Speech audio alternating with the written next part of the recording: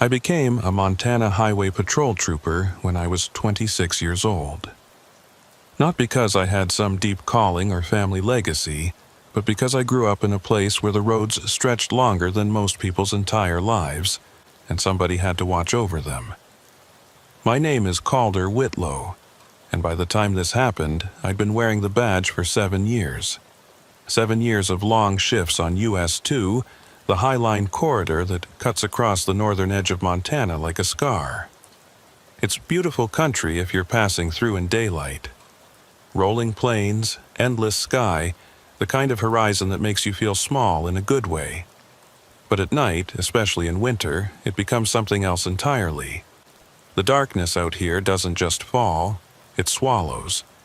No streetlights for 60 miles in some stretches, no gas stations, no rest stops, just you and the center line, and whatever decides to wander onto the blacktop.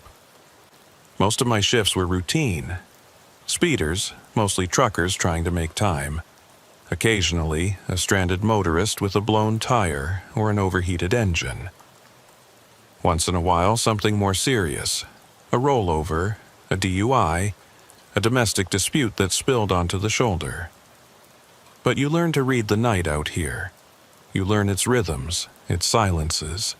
The way the wind sounds different when a storm is coming versus when it's just restless. You learn that some nights feel heavier than others, and when that happens, you keep your radio close and your eyes open. This was one of those nights. It was late February, the kind of cold that turns your breath to ice crystals before it even leaves your lungs. I'd started my shift at 1800 hours, rolling out of the station in Havre just as the sun dipped below the horizon, painting the western sky in shades of bruised purple and rust. The forecast called for light snow, nothing serious, but the wind was picking up, and wind on the high line can turn a minor inconvenience into a whiteout in under an hour. I'd checked my equipment before leaving. Flashlight, flares, first aid kit, road spikes, everything in its place. My cruiser, Unit 47, was a newer model Ford Interceptor with decent heat and a reliable engine, which mattered more than most people realize when you're 40 miles from the nearest town and the temperature's dropping below zero. The first few hours passed without incident. I ran a few plates, pulled over a pickup doing 82 in a 70, gave the driver a warning since he was local and I knew his family. Small courtesies matter in places like this. People remember. By 2100 hours, I was eastbound near mile marker 394, about halfway between Havre and Malta, when dispatch crackled through the static. Unit 47, this is dispatch. We've got a report of hazard lights on US 2 eastbound, approximately mile marker 402. Caller says they saw flashing red and blue, possibly emergency vehicle, but couldn't see the unit clearly. Can you respond? I keyed the mic. Unit 47, copy. I'm 8 miles out. Any description of the vehicle? There was a pause, longer than usual. Then the dispatcher, a woman named Tess Reddick, who usually worked ICU at the hospital but picked up dispatch shifts for extra money, came back on. Negative. Caller said the lights were intermittent. Thought it might be a stranded patrol or ambulance, but they lost sight of it in the weather. Visibility's dropping fast out there, Calder. Be careful. I acknowledged and pushed the accelerator. Not speeding exactly, but closing the distance. 8 miles on the High Line at night feels like 80. The snow had started. Small, dry flakes that danced in my headlights like static. The road was empty. No taillights ahead, no headlights behind. Just me and the darkness, and that familiar knot in my stomach that comes when something doesn't add up. If there was an emergency vehicle out here, I would have heard it on the radio. We're a small enough operation that everyone knows who's working and where. And if it wasn't one of ours, what was it? As I approached mile marker 400, I slowed down, scanning both shoulders. The wind had picked up, pushing the snow horizontally across the road in ghostly curtains. Visibility was maybe a quarter mile, not terrible, but not great either. Then I saw them. Red and blue lights flickering in the distance, maybe half a mile ahead.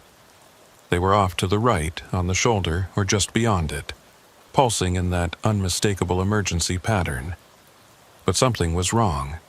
The lights were too high, like they were elevated above the road, and they seemed to shift position slightly, moving from right to left and back again, as if the vehicle was rocking or turning. I radioed it in. "Dispatch, Unit 47. I've got visual on the lights at approximately mile marker 401. Approaching with caution." Tessa's voice came back, strained. "Copy, 47. Do you need backup?" I hesitated. "Negative, not yet. I'll advise." I closed the distance slowly, my own light bar off, relying on my headlights and the dying glow of dusk that still clung to the western horizon. As I got closer, maybe 200 yards out, the lights stopped moving. They just hung there, pulsing steadily, red-blue, casting strange shadows across the snow-covered plains. I could see now that they were definitely off the roadway, maybe 20 or 30 feet into the field. No vehicle visible, just the lights. My grip tightened on the wheel. At 100 yards, I hit my spotlight, sweeping it across the area. The beam caught nothing but snow and dead grass, and the empty expanse of the prairie. The emergency lights flickered once, twice, and then went dark. Completely dark. No fade, no gradual dimming, just gone. I stopped the cruiser in the middle of the road, flashers on, and sat there for a moment, listening. The radio hissed softly. The engine hummed. The wind buffeted the car, making it creak. But there was no other sound. No voices calling for help, no idling engine, nothing. I stepped out into the cold, and the wind hit me like a fist. The temperature had dropped at least 10 degrees since sunset, and the snow was coming harder now, small, sharp flakes that stung my face. I pulled my Stetson down and clicked on my flashlight, sweeping the beam toward where I'd seen the lights. The snow was fresh here, maybe an inch deep, and it showed no tire tracks, no footprints, no sign that any vehicle had been here at all. I walked closer, my boots crunching through the frozen crust beneath the powder. 20 feet from the road. 30. Still nothing. Then I saw them. Tracks, but not from tires. These were footprints, human, leading away from the road and deeper into the field. They were strange, uneven, as if the person had been stumbling or dragging one leg. And they were filling in fast with fresh snow, which meant they were recent. Very recent. I followed them with my light, and they led in a straight line toward a low rise, maybe 50 yards out. Beyond that, nothing but darkness and open prairie for miles. "Hello?" I called out, my voice swallowed by the wind. "Montana Highway Patrol. If you need assistance, make yourself known." No response. I radioed again. "Dispatch, Unit 47. I've got footprints leading away from the roadway. No vehicle in sight. Requesting backup to my location." This time, Tessa's response was almost immediate. "Copy, 47. Nearest unit is Trooper Ashdown, 40 minutes out from Bozeman Pass. Do you want me to call County Sheriff?" 40 minutes, that was a long time to stand here in the snow, following tracks that led God knows where. But something about the lights, the way they'd just vanished, made me uneasy. "Affirmative. Get County rolling. I'm going to follow these tracks a short distance, see if I can locate the individual." I should have waited. Procedure says you don't go into the field alone at night, especially in weather like this. But out here, procedure sometimes takes a back seat to practicality. If someone was hurt, if they were hypothermic or injured, 40 minutes could be the difference between life and death. I started following the tracks, keeping my flashlight trained on them, my right hand resting on my service weapon. The footprints were clear enough at first. Boots, maybe size 10 or 11. Definitely adult. They led in a straight line, no wavering, no circling back. Whoever made them knew where they were going. After about 40 yards, I reached the low rise and paused. The tracks continued down the other side, but something made me stop. The wind had died down suddenly, unnaturally, and the snow seemed to hang suspended in the air for just a moment. That's when I heard it. A voice, faint and distorted, like someone speaking through water. It came from somewhere ahead, down in the hollow beyond the rise. I couldn't make out words, just a tone, low and repetitive, almost like a chant or a prayer. "This is Montana Highway Patrol," I called again, louder this time. "I need you to identify yourself." The voice stopped. The silence that followed was absolute. Not even the wind dared to move. Then, from behind me, back toward the road, I heard it again. The same voice, the same tone, but now it was coming from the direction I'd just come from. I spun around, my flashlight cutting through the snow. Nothing. Just my footprints leading back to the cruiser, which sat on the road with its flashers still pulsing. Red and blue, red and blue. I turned back toward the hollow and the tracks were gone. Not filled in by snow, just gone, as if they'd never been there at all. The ground was smooth, undisturbed, fresh powder covering everything. I swept my light in a wide arc, searching for any sign, any disturbance, but there was nothing. My own footprints were still visible behind me, clear as day. But the ones I'd been following, the ones that had led me out here, had simply vanished. That's when I felt it, the cold. Not the natural cold of a Montana winter, but something deeper, something that seemed to seep up from the ground itself. My breath fogged in thick clouds, and I realized I could no longer feel my fingers despite my gloves. The temperature had dropped again, fast, too fast. I backed away slowly, retracing my steps toward the cruiser, my eyes scanning the darkness. The feeling of being watched was overwhelming, irrational, but undeniable. Something out here wanted me to see those lights. Something had drawn me away from the road. I made it back to the cruiser and climbed inside, slamming the door and cranking the heat. My hands were shaking, and I told myself it was just the cold, just adrenaline. I radioed dispatch. "Unit 47 to dispatch. Footprints have disappeared. No sign of any individual. Weather's deteriorating rapidly. I'm returning to primary route." Tessa's voice crackled back. "Copy, 47. County's en route. Should be there in 20. Do you want to wait for them?" I looked out at the field, at the place where the lights had been, where the tracks had led. The snow was coming down harder now, and visibility was dropping by the minute. "Negative," I said. "Have them proceed to my last known. I'm going to continue patrol eastbound and circle back." I put the cruiser in drive and pulled back onto the highway, my headlights cutting through the storm.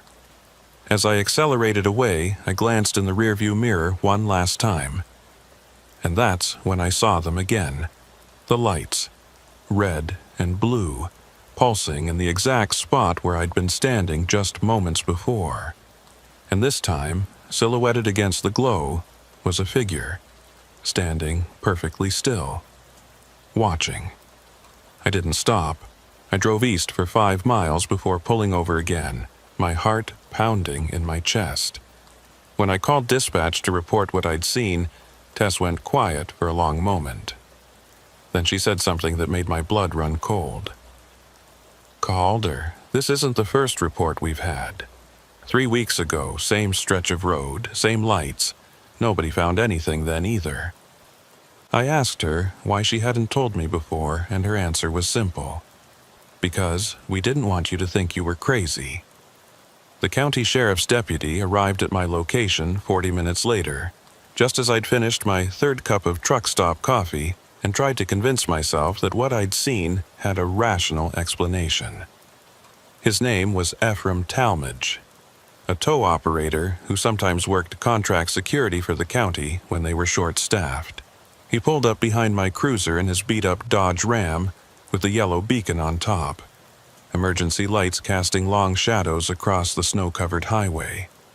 I stepped out to meet him, and the look on his face told me he'd heard the stories too. "Whitlow," he said, extending a gloved hand. His grip was firm, weathered from years of hauling wrecked vehicles off mountain passes. "Dispatch said you saw the lights." I nodded, choosing my words carefully. "Mile marker 401 just off the shoulder. Red and blue emergency pattern, no vehicle, no tracks leading to or from. Footprints that disappeared." Ephraim pulled out a cigarette and lit it, cupping the flame against the wind. "Same as the others." He took a long drag and exhaled slowly. "You talked to Reddick about what happened before?" I shook my head. "She mentioned there were other reports, but that's it." Ephraim glanced back toward the spot where I'd seen the lights, now just a dark expanse of white interrupted only by the occasional gust of wind-driven snow. "First one was January 18th. Trooper out of Glasgow, name of Harrell. He was running radar near mile marker 396 when he got a call about a possible rollover. Lights, smoke, the whole 9 yards. By the time he got there, nothing. Just like you. He followed what he thought were drag marks into the field. Figured maybe someone had been thrown from a vehicle. Found a single glove, frozen stiff, looked like it had been there for years." He paused, taking another drag. "Sent it to the lab. Came back dated to 1907. Leather, old style, the kind truckers used to wear." I felt a chill that had nothing to do with the temperature. "And the second report?" Ephraim tossed his cigarette into the snow, where it hissed and died. "February 3rd. Young trooper, first year on the job. Name of Millard. Same stretch of road, different mile marker. She saw the lights, too. Followed protocol, called it in, waited for backup. But while she was waiting, her radio started acting up. Static, voices she couldn't identify, dispatch codes that didn't make sense. She said it sounded like old recordings, like someone was playing back calls from years ago. When backup arrived, her dashcam had recorded the whole thing. Lights in the field, her approach, everything. Except, he turned to look at me directly. The timestamp on the footage was wrong. It showed a date 3 weeks in the past. Same location, same weather conditions, but the wrong date. My mouth had gone dry. What did the investigation find? Ephraim shrugged, but there was something in his eyes, something that said he didn't believe the official story. Equipment malfunction. The glove was contaminated evidence, probably from an old case file that got mixed up. The lights were atmospheric phenomenon, ice crystals reflecting headlights from the interstate. Standard explanations for things that don't add up. He kicked at the snow. But we both know that's bullshit. This highway's been here since the 1930s. You know how many accidents we've had out here? How many people have died on this stretch? I didn't answer because I knew where he was going with this. Every road has its history, its body count. US 2 was no different. Truck drivers falling asleep at the wheel. Tourists misjudging the winter conditions. Locals pushing their luck in whiteout conditions. The High Line collected its dead quietly, efficiently, marking each one with a white cross on the shoulder if the family bothered to put one up. Most didn't. "So, what are we dealing with?" I asked, though I wasn't sure I wanted to know the answer. Ephraim looked out at the darkness, and for a moment I thought he wasn't going to respond. Then he said, "There was an accident here. February 1983. A state patrol car responding to a distress call, same area, same conditions. Trooper's name was Vance Holloway. He was following reports of a stranded motorist, but when he got there, no one was around. He radioed it in, said he was going to search the area. They found his cruiser the next morning, engine still running, driver's door open, lights on. No sign of Holloway. They searched for weeks, brought in dogs, helicopters, the whole works. Nothing. He just vanished. The wind picked up, howling across the empty plains, and I pulled my jacket tighter. You think that's what we're seeing? Some kind of echo? Ephraim shook his head slowly. I don't know what to think, but I do know that every report we've had matches the conditions from that night. Temperature drop, snow, low visibility, and every trooper who's seen the lights has reported the same thing. Footprints leading away from the road, a voice in the distance, and the feeling that something's trying to lead them out there. He gestured toward the dark field. Whatever's out there, it wants something, and I don't think it's finished. We stood in silence for a long moment, the only sound the idling of our engines and the wind cutting across the highway. Finally, Ephraim pulled out his radio. I'm going to call this in to the sheriff, see if we can get someone from the state archives to pull the old case files. Maybe there's something in Holloway's reports, some detail that got missed. I nodded, but my attention had shifted. Something was wrong. The air had changed, grown heavier, and that same unnatural cold I'd felt earlier was creeping back. I could see my breath coming in thick plumes, far more than the ambient temperature should produce.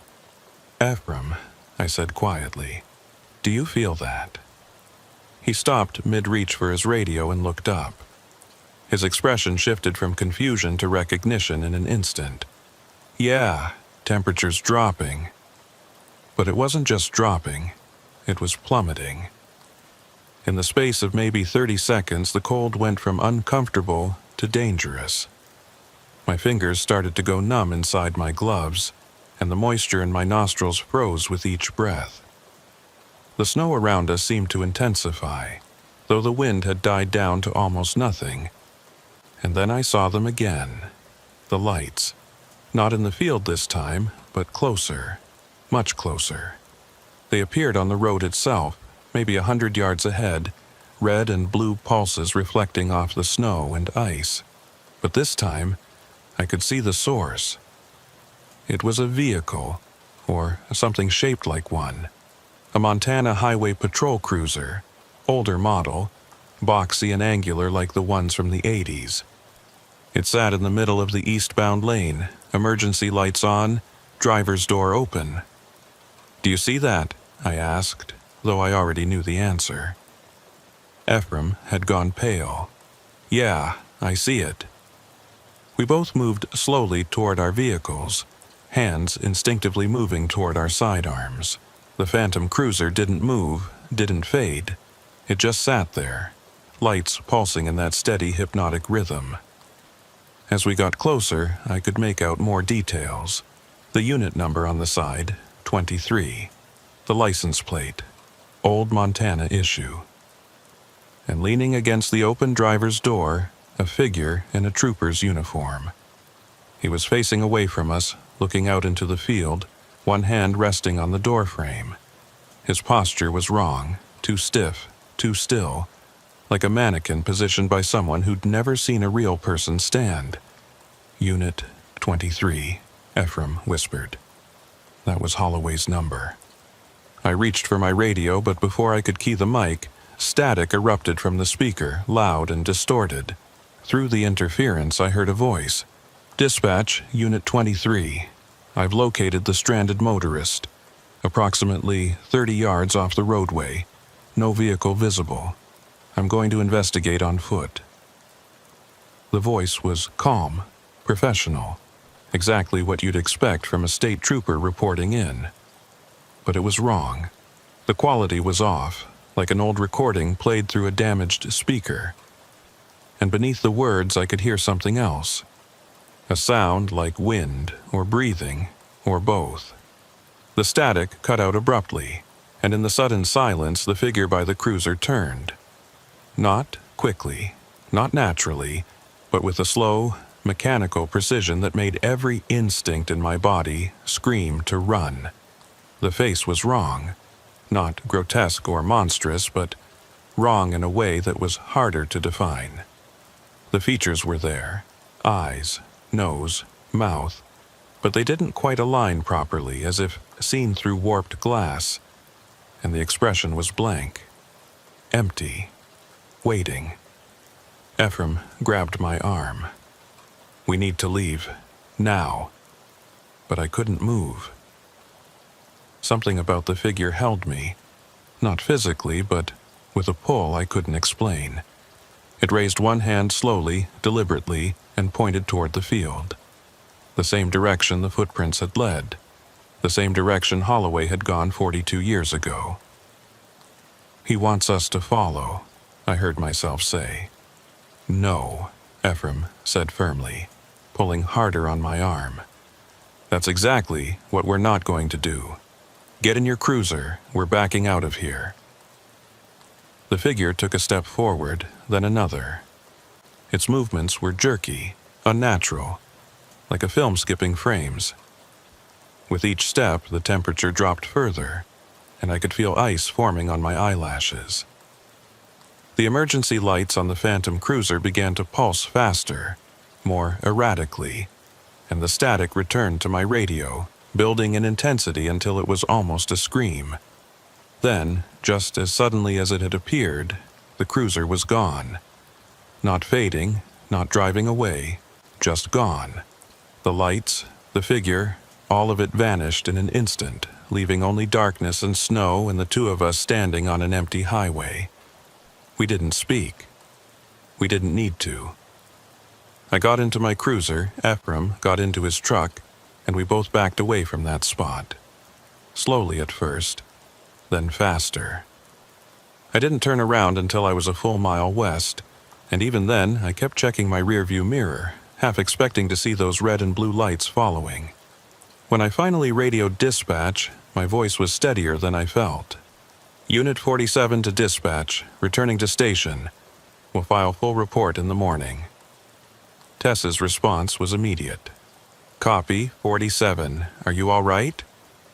I wanted to say yes. I wanted to tell her it was nothing.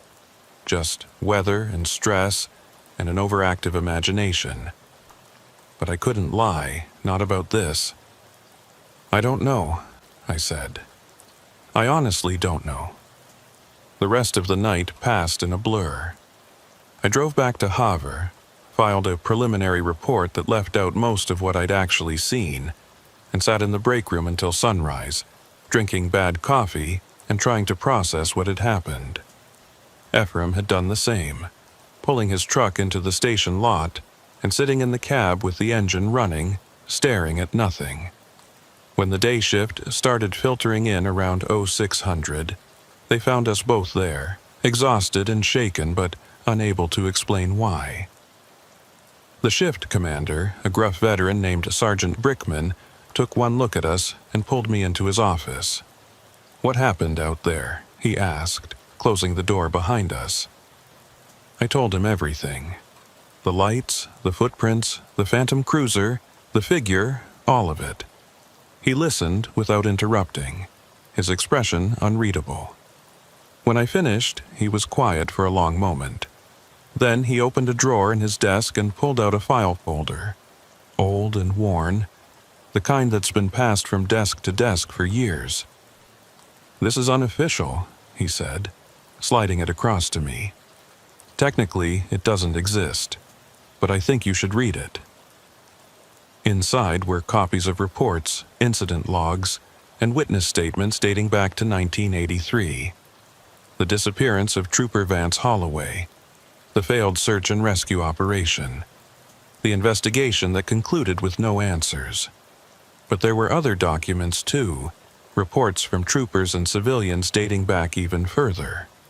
1976, 1968, 1952. All describing the same thing. Lights on the highway, footprints leading nowhere. Voices in the storm. And in every case, the reports were dismissed as weather-related illusions or equipment failures. But there was one document that made my hands start shaking. It was a memo from 1983, written by the lead investigator on the Holloway case. In it, he described finding Holloway's dashcam footage. The tape had been damaged, water and cold had corrupted most of it, but they'd been able to recover fragments. The last clear image showed Holloway walking into the field, following something. And in the final frame, just before the footage cut out, you could see what he was following. His own cruiser, his own lights, himself. "What does this mean?" I asked, though part of me already knew. Sergeant Brickman leaned back in his chair. "It means that whatever's out there, it's been doing this for a long time. It shows people what they're trained to respond to. Emergency lights, calls for help, footprints in the snow. And then it leads them away from the road. Some come back, some don't." He paused. Holloway never did. But his cruiser turned up 3 weeks later, parked at the same mile marker where he disappeared. Engine cold, no tracks, no sign it had been moved, just there, like it had always been there. I closed the file, my mind racing. What do we do about it? The sergeant shrugged. "Same thing we've always done. Respond to calls, patrol the highway, do our jobs. But we don't go into the field alone. We don't follow the lights. And we sure as hell don't let it lead us away from the road." He stood up, signaling the conversation was over. "Get some rest, Whitlow. You look like you need it. And when you come back on shift, maybe stick to the western sector for a while. Give the High Line some space." I left his office and found Ephraim waiting in the hallway. He'd been given the same talk, shown the same file. We stood there for a moment. Two people who'd seen something they couldn't explain and couldn't forget. "You ever going back out there?" he asked. I thought about it. Thought about Holloway, about all the others who'd seen the lights. Thought about that figure pointing into the darkness, waiting. "Yeah," I said finally. "It's my job, but next time I'm not following the footprints." Ephraim nodded slowly. "Good, because I got a feeling that's exactly what it wants." We parted ways, and I drove home through the gray morning light, the streets of Havre slowly coming to life around me. But even in the safety of daylight, even surrounded by normal people doing normal things, I couldn't shake the feeling that something had followed me back. Not physically, but in a way that was harder to define. A weight, a presence, a knowledge that the road had seen me now and wouldn't forget. That night, I didn't sleep. I just sat by the window, watching the street, waiting for red and blue lights that never came. But every time a car passed, every time a shadow moved, I felt that same cold creeping back. And I knew, with a certainty that terrified me, that this wasn't over. The High Line had more secrets, more traps, more ways to pull you off the road. And sooner or later, I'd have to go back out there, because that's what we do. We patrol the highways, we respond to calls, we follow the lights, even when we shouldn't. 3 weeks passed before I went back to the High Line. 3 weeks of working the western sector, running speed traps near Shelby, responding to fender benders and livestock on the highway, the routine stuff that keeps you busy without keeping you up at night. But I knew it was temporary. The High Line was part of my regular rotation, and eventually I'd have to face it again. What I didn't expect was that it would be waiting for me.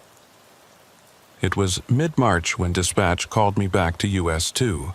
The weather had warmed slightly, enough that the snow had started to melt during the day before refreezing at night, creating treacherous black ice conditions. I'd drawn the late shift, 1800 to 0600, and I was eastbound near Malta when Tess Reddick's voice crackled through the radio around 20 to 30 hours. "Unit 47 dispatch. We've got a report of a possible injury accident. Eastbound US 2, mile marker 398. Caller reports seeing a vehicle off the roadway, headlights on, no movement. Can you respond?" My stomach tightened. Mile marker 398.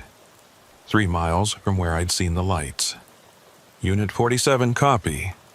What's the caller's information?" There was a pause, and I could hear papers shuffling in the background. Anonymous call from a payphone in Malta. Male caller wouldn't give his name. Said he was passing through and saw what looked like a car in the ditch. Dispatch tried to get more information, but he hung up. A payphone. Nobody used payphones anymore, hadn't for years.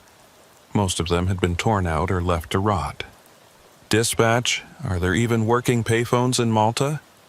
Another pause. I'll check on that, but Whitlow, we've got a possible injury accident. You need to respond. She was right. Anonymous or not, payphone or not, if there was even a chance someone was hurt out there, I had to check it out. Copy. Dispatch. I'm 20 minutes out, requesting backup. This time, Tessa's response came quickly. Nearest unit is Trooper Millard, 40 minutes from Glasgow. Do you want to wait for her? I thought about it. Thought about waiting in the dark for 40 minutes while someone might be bleeding out in a wrecked car. Thought about Sergeant Brickman's warning not to go into the field alone. But I also thought about the oath I'd taken, the responsibility that came with the badge. Negative. I'll proceed with caution and advise if backup is needed. The drive to mile marker 398 felt longer than it should have. The highway was empty, not a single vehicle in either direction, and the darkness seemed thicker somehow, more oppressive. The moon was hidden behind a layer of clouds, and my headlights only penetrated maybe 50 yards ahead before being swallowed by the night. I kept my speed at 60, scanning both shoulders for any sign of a vehicle. As I approached mile marker 397, I slowed down further, my spotlight sweeping across the roadside. Nothing. Just empty plains and the occasional fence post marking property lines. Then I saw it. Headlights angled downward off the right shoulder, maybe 30 feet from the road. They were on, bright white beams cutting through the darkness, illuminating a patch of scrub grass and frozen earth. As I got closer, I could make out the shape of the vehicle, a dark sedan, possibly a Honda or Toyota, sitting at an odd angle with the front end lower than the rear. It looked like it had slid off the road and gotten stuck. Not a violent crash, but enough to leave it stranded. I pulled onto the shoulder about 20 yards behind it, activated my light bar, and radioed in. Dispatch, Unit 47 on scene at mile marker 398. I've got a vehicle off the roadway, appears occupied, headlights on. I'm going to investigate. Copy, 47. Trooper Millard is now 30 minutes out. Advise if you need emergency medical. I grabbed my flashlight and stepped out into the cold. The temperature had dropped again, not as severely as that night 3 weeks ago, but enough to make my breath visible. I approached the vehicle slowly, keeping my flashlight trained on the interior. The driver's side window was fogged up, but I could make out a shape in the front seat. Someone was definitely inside. Montana Highway Patrol, I called out, tapping on the window with my flashlight. Are you all right in there? No response. I tried the door handle. Locked. I moved to the passenger side, shining my light through the window. The interior was a mess. Fast food wrappers on the floor, a jacket thrown across the back seat, a phone charger dangling from the cigarette lighter. And in the driver's seat, slumped against the steering wheel, was a woman. She looked to be in her 30s, dark hair pulled back in a ponytail, wearing a thick winter coat. Her eyes were closed and I couldn't tell if she was breathing. I tried the passenger door, also locked. Ma'am, can you hear me? I shouted, banging harder on the window. Still nothing. I made a quick decision, returned to my cruiser, and grabbed the window punch from my emergency kit. Back at the sedan, I shattered the passenger window with one strike, reached in and unlocked the door. The smell that hit me when I opened it was immediate and wrong. Not the sharp metallic smell of blood or the sickly sweet smell of death, but something else. Cold, stale air mixed with exhaust fumes. Carbon monoxide. I yanked the driver's door open from the inside and immediately checked for a pulse. There, faint but present. She was alive, barely. I radioed dispatch urgently. Unit 47, I've got a female, approximately 30s, unconscious, possible carbon monoxide poisoning. I need immediate EMS to my location. Copy, 47. Ambulance dispatched from Malta, ETA 25 minutes. 25 minutes. That might be too long. I pulled the woman out of the vehicle and laid her on the cold ground, checking her airway and starting rescue breathing. Her skin was pale, lips slightly blue, and she wasn't responding to stimuli. As I worked, I noticed something that made my blood run cold. The exhaust pipe on the sedan wasn't blocked. There was no snowpack, no debris, nothing that would cause fumes to back up into the car. And when I checked the tailpipe with my flashlight, I could see it was clear, the engine idling normally. But the smell inside the car had been unmistakable. Carbon monoxide doesn't have a smell, I knew that, but the effects were real.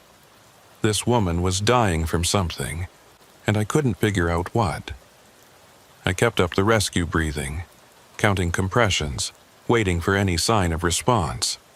After what felt like an eternity, but was probably only 2 minutes, she gasped, a deep, shuddering breath that seemed to come from somewhere deep inside.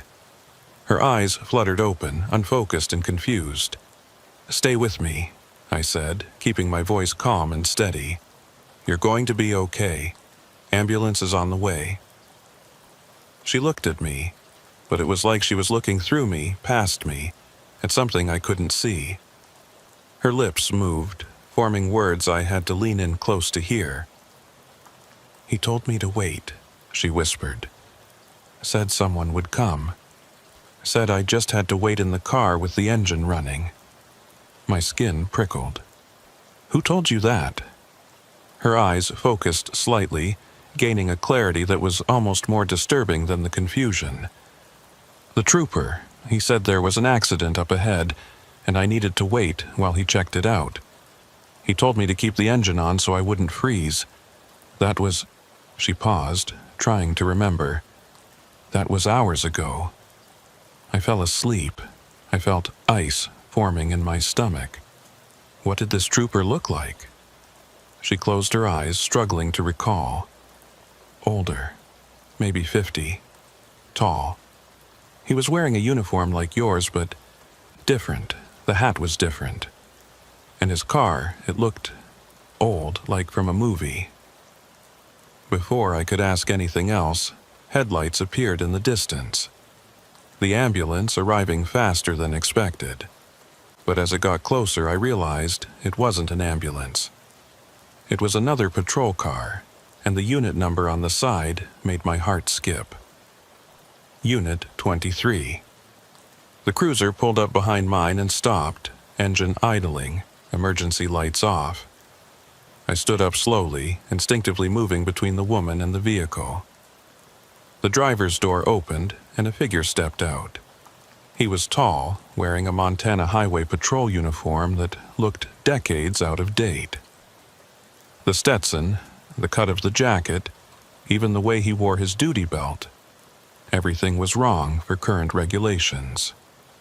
And his face, I couldn't see it clearly in the darkness, but something about it made me not want to look directly at it. "Trooper," the figure said, his voice flat and emotionless.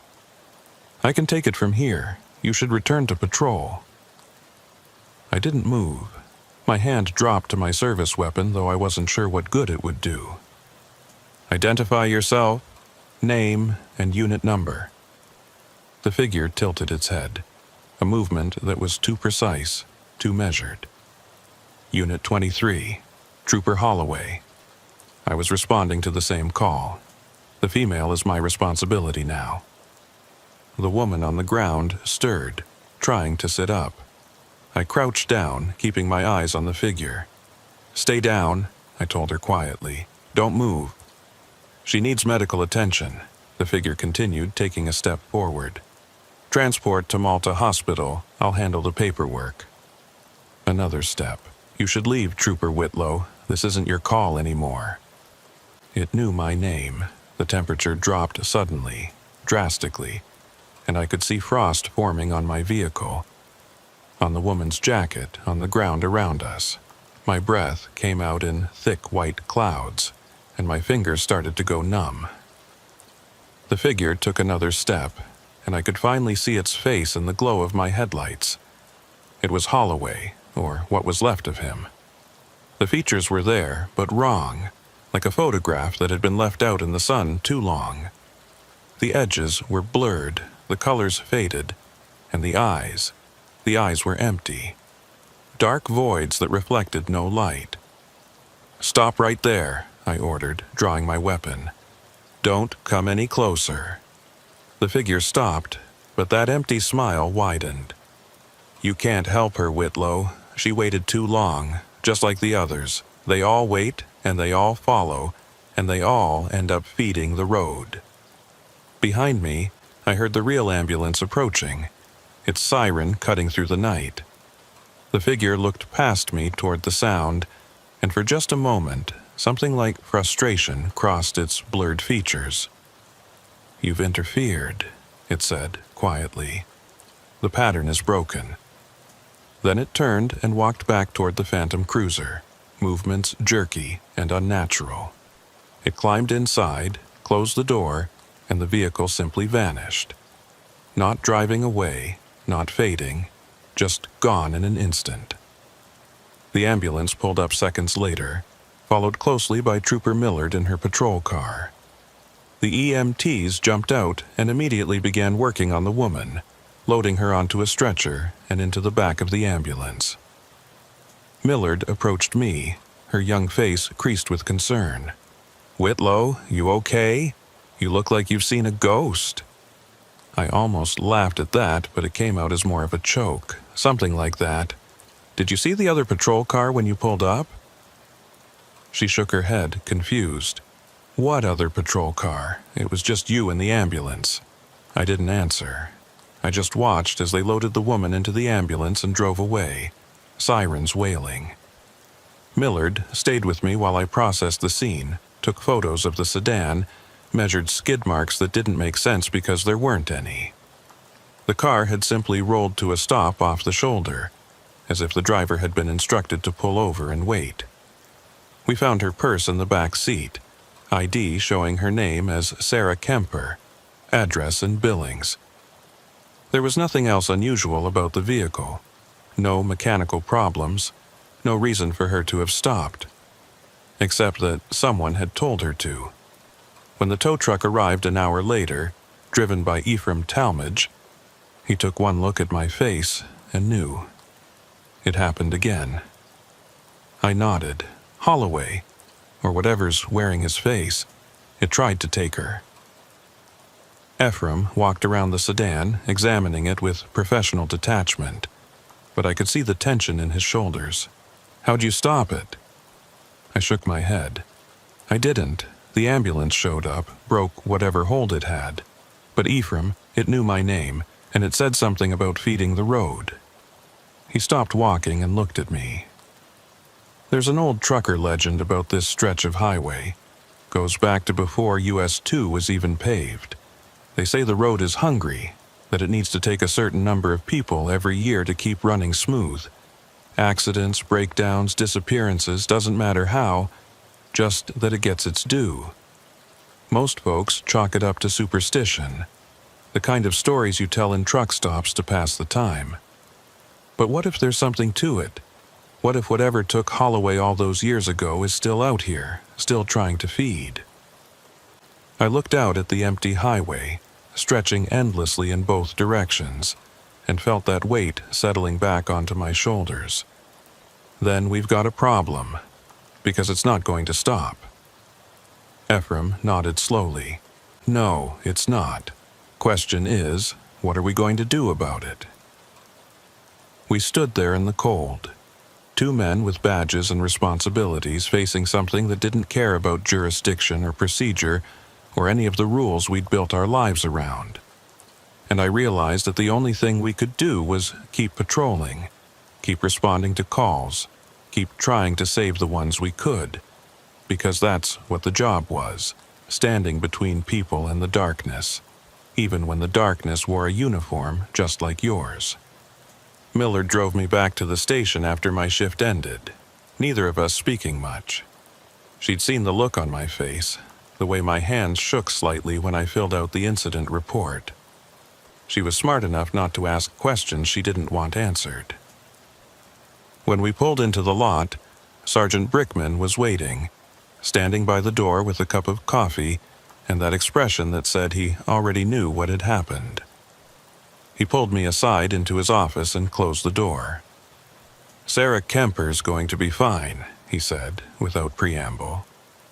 "Hospital says she was suffering from hypothermia and mild hypoxia, but she'll make a full recovery. She told the doctors a state trooper pulled her over and told her to wait in her car.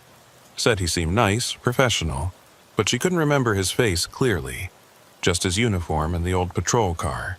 He paused. "She also said you saved her life. That if you hadn't shown up when you did, she would have just kept waiting." I nodded, not trusting myself to speak. Brickman set his coffee down and pulled out that same worn file folder from 3 weeks ago. I did some more digging into Holloway's disappearance, found something interesting. In the weeks before he vanished, he'd responded to 3 separate calls on that stretch of highway. All of them reports of stranded motorists. All of them turned out to be nothing, just empty road. The last call he responded to was the one he didn't come back from. He opened the folder and pulled out a grainy photograph, a still from a dash cam. This was taken from another trooper's car, 2 days after Holloway disappeared. Look at the date stamp. I looked. The date was correct, February 1983, 2 days after Holloway's last known location. But in the background of the image, barely visible on the shoulder, was a patrol car with its lights on. Unit 23. "He's been out there this whole time," I said quietly. "Still responding to calls, still trying to do his job. But something's wrong with him now. Something changed him." Brickman took the photo back. "Or something's using him. Using his face, his uniform, his dedication, making him part of the trap." "What do we do?" I asked, the same question I'd asked Ephraim. Brickman's answer was different. "We keep detailed records. Every sighting, every encounter, every report.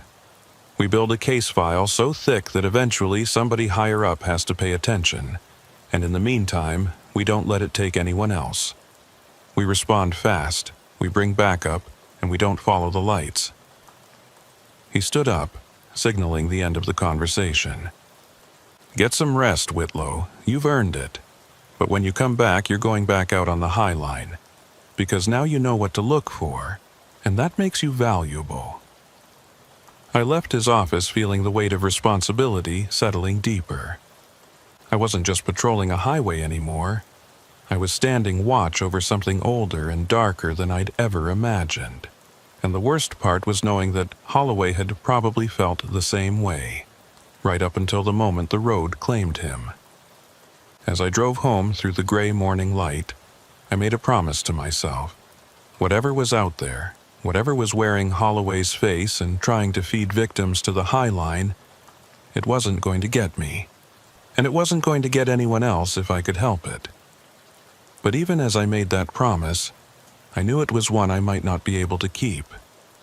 Because the road was patient, and the darkness was hungry, and sooner or later everyone who patrols the High Line faces a call they can't come back from. I just had to make sure that when my call came, I was ready. Or at least as ready as anyone could be. The next 6 weeks were the longest of my career. I spent every shift on the High Line, patrolling that same stretch of US 2 between Havre and Malta, watching for the lights, waiting for the next call that would pull me back into that frozen darkness. Sergeant Brickman had partnered me with Trooper Millard for most of the shifts, a decision that made sense from a safety standpoint but created its own tension. She knew something had happened out there, something beyond what I'd written in my reports, but she was smart enough not to push. We drove in companionable silence most nights, our radios tuned to the same frequency, our eyes scanning the same empty highway. During those weeks, I started keeping my own records, separate from the official reports. Every strange call, every unexplained light, every moment when the temperature dropped without warning. I documented times, locations, weather conditions, moon phases, anything that might establish a pattern. What I found disturbed me more than I wanted to admit. The incidents weren't random. They occurred in clusters, mostly during new moon phases when the darkness was absolute, and they always happened between 2200 and 300 hours, the coldest, emptiest part of the night. And they were getting more frequent. It was the third week of April when everything came to a head. Spring had technically arrived, but winter still held Montana in its grip, sending late-season snowstorms rolling across the plains with bitter regularity. I was working alone that night. Millard had called in sick with the flu, and dispatch couldn't find a replacement on short notice. Brickman had approved it reluctantly, with strict orders to maintain regular radio contact and to call for backup at the first sign of anything unusual. I'd agreed, though we both knew that if something happened out on the High Line, backup might not arrive in time to matter. The shift started quiet. I rolled out of Havre at 1800 hours, under a sky heavy with clouds that promised snow before midnight. The highway was nearly empty. Just a few long-haul trucks making their way east toward North Dakota, and the occasional local heading home from work. I ran my usual route, checking the truck stops and rest areas, making sure the parking lots were clear and the facilities secure. Everything was normal, routine, exactly the way I liked it. But as the sun set and darkness crept across the plains, I felt that familiar tension building in my chest. Tonight was going to be different. I could feel it in the air, in the way the wind seemed to carry voices just below the threshold of hearing. At 1:47 hours, my radio crackled. Tess Reddick's voice strained and urgent. Unit 47, dispatch. We've got a 10 to 50 reported at mile marker 405, eastbound US 2. Multiple callers reporting a vehicle on fire, possible occupants still inside. Can you respond? My hands tightened on the wheel. Mile marker 405, 7 miles past where I'd found Sarah Kemper. Deep in the heart of the pattern zone. Unit 47 copy. I'm 12 minutes out. Advise fire and EMS. There was a pause, longer than it should have been. Calder, Tess said, dropping the professional protocol. Multiple callers means this one's real, but be careful. One of the callers said the vehicle looked old, like a classic car, and they said the flames were blue. Blue flames. That wasn't gasoline, that wasn't natural. I pushed the accelerator down, my light bar illuminating the highway in pulses of red and blue. Copy, dispatch, I'm proceeding with caution. Keep the line open. The miles ticked by slowly, each one feeling like 10. The snow had started, small flakes at first, then heavier, cutting visibility down to maybe 100 yards, and then I saw it. A glow in the distance, bright and wrong, casting shadows that seemed to move against the wind. As I got closer, I could see the source, a vehicle engulfed in flames sitting in the middle of the eastbound lane. But Tess had been right. The flames were blue, an electric, unnatural blue that hurt to look at directly. I pulled up about 50 yards short and activated my spotlight.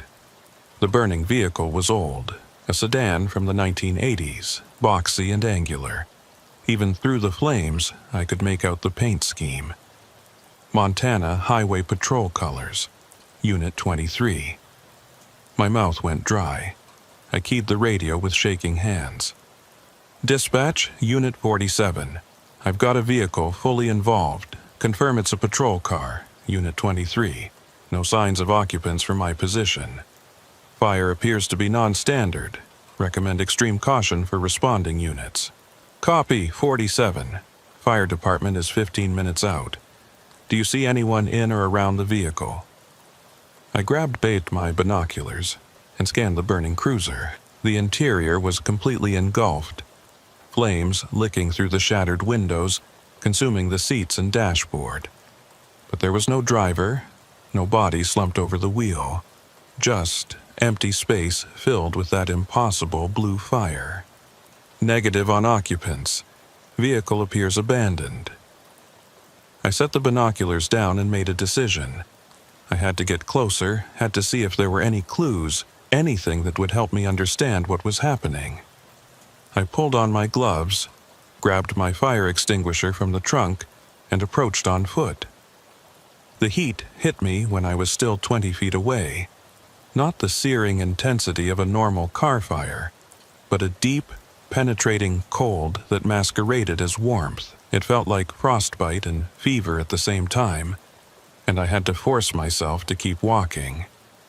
As I got closer, I could see details through the flames.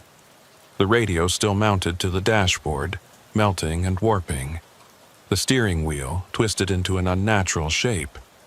And something else, something that made me stop dead in my tracks. There was writing on the hood, scratched deep into the metal, visible even through the flames. Names, dozens of names, carved in rough letters. I recognized some of them from the old case files. Missing persons, unsolved disappearances, people who'd vanished along this stretch of highway over the past 40 years. And at the bottom, freshly carved, still smoking.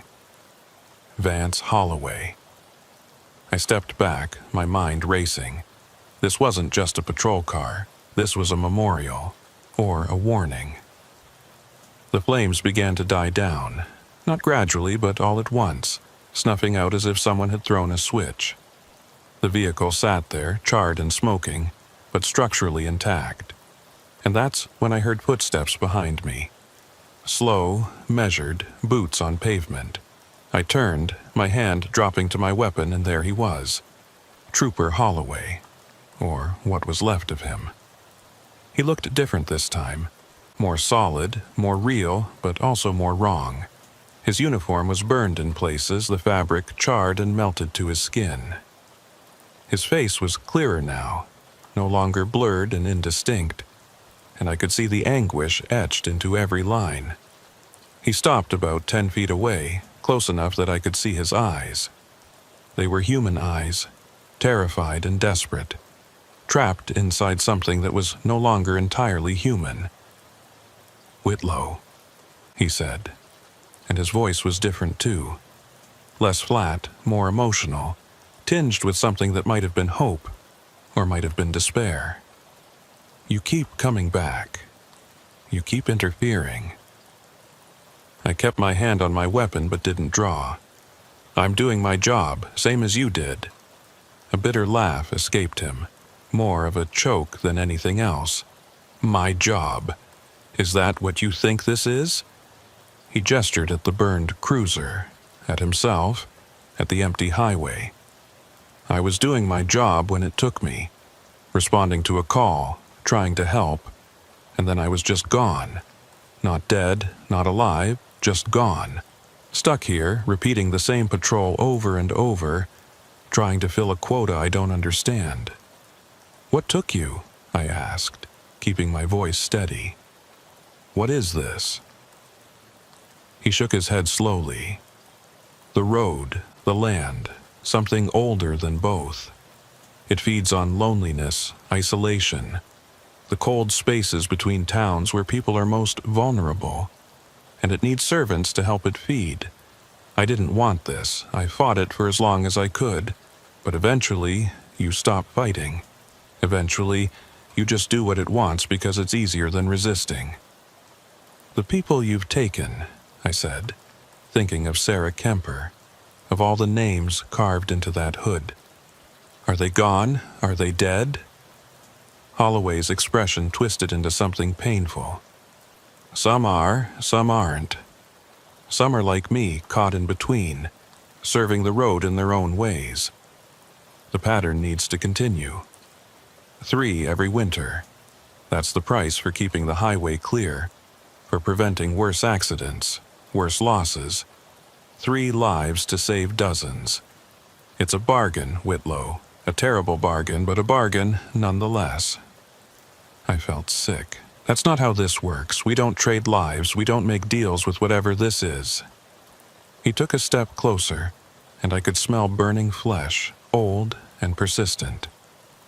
Then you'll fail. You'll fight and struggle, and eventually you'll end up just like me. Or you'll be smart and stop patrolling this sector. Let someone else carry the burden, someone who doesn't know what they're walking into. He was giving me an out, a chance to walk away, to request a transfer, to leave the High Line to whatever darkness claimed it. And for a moment, just a moment, I considered it. Then I thought about Sarah Kemper, lying in that hospital bed, telling me I'd saved her life. I thought about all the people who drove this highway every day, unaware of what watched them from the darkness.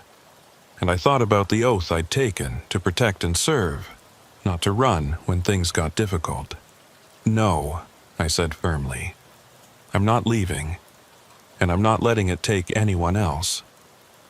Holloway's expression shifted, something that might have been pride or might have been pity. Then you'd better be ready, because it knows you now. It's watched you interfere 3 times, and it's patient, Whitlow. It has all the time in the world. You have 1 life, 1 career, 1 span of years before you retire or quit or die. It has forever. The snow was falling harder now, and I could hear sirens in the distance. The fire department finally arriving. Holloway looked toward the sound, and something in his posture changed, became more rigid, less human. They're coming. I have to go. But Whitlow, remember this. Every person you save, the road will try to take another. You're not winning this fight. You're just delaying the inevitable. He turned and walked back toward the burned cruiser, his movements becoming more mechanical with each step. He climbed inside through the missing door, sat in the driver's seat that should have been too hot to touch, and placed his hands on the warped steering wheel. The blue flames erupted again, consuming him and the vehicle, and within seconds both were gone, just empty highway and falling snow. The fire trucks arrived, followed by Ephraim in his tow rig and 2 sheriff's deputies I didn't recognize. They found me standing in the middle of the road, staring at the spot where Unit 23 had been. There was no debris, no scorch marks, nothing to indicate a vehicle had been there at all. The only evidence was my own testimony and the dashcam footage from my cruiser, which later review would show nothing but me standing alone on an empty highway, talking to no one. I filed my report, detailed and complete, knowing it would be filed away with all the others. Brickman read it, nodded once, and added it to the folder that was getting thicker by the week. "You saw him," he said. It wasn't a question. I nodded. "He's still in there, still aware, but he's not in control anymore. Whatever has him, it's using him to justify what it does. 3 lives every winter," he said. "A quota." Brickman was quiet for a long moment. "We've averaged 3 disappearances or fatal accidents on that stretch every winter for the past 40 years. I always thought it was just statistics, dangerous road conditions, bad luck. But if there's a pattern, if something's enforcing it..." He trailed off, unwilling or unable to finish the thought. "What do we do?" I asked, the same question I'd asked too many times. This time, Brickman's answer was different. "We document everything. We respond to every call, no matter how suspicious. We save everyone we can, and we accept that sometimes, despite our best efforts, the road will take what it wants." It wasn't the answer I wanted, but it was the only honest one. I went back on patrol the next night and the night after that. Spring eventually arrived for real, melting the snow and warming the air. and the incident stopped. The lights didn't appear, the temperature didn't drop, and the calls from mile marker 405 ceased entirely. It was as if the road had gone dormant, satisfied with whatever it had taken during the long winter months. But I knew it was temporary. Come November, when the temperature dropped and the first snows fell, it would wake again, and I would be there patrolling the same stretch of highway, watching for the same lights. Sarah Kemper sent me a letter in June. She'd recovered fully and wanted to thank me for saving her life. She'd moved to Billings, taken a job in an office where she'd never have to drive the High Line again. She said she still had nightmares about the trooper who'd told her to wait, about the feeling of cold seeping into her bones while she sat in that car. But she was alive, and that was what mattered. I kept the letter in my locker, a reminder of why I did this job. Not for the glory or the paycheck, but for moments like that, for the ones we saved. Trooper Millard and I developed a routine over the following months. We'd patrol the High Line together, maintaining regular radio contact even when we were in separate vehicles. We'd check in on each other, make sure neither of us was following strange lights or responding to calls that felt wrong. It helped, having someone who understood, even if we never talked about it directly. Some nights, usually when the moon was dark and the wind was high, we'd both see things. Flickers of light in our peripheral vision, shadows that moved wrong, the brief impression of a patrol car that shouldn't be there. But we'd learn to recognize them for what they were. Echoes, fragments, pieces of Holloway and the others trapped in the road's hunger. I'm still out here, still patrolling US 2, still watching the High Line.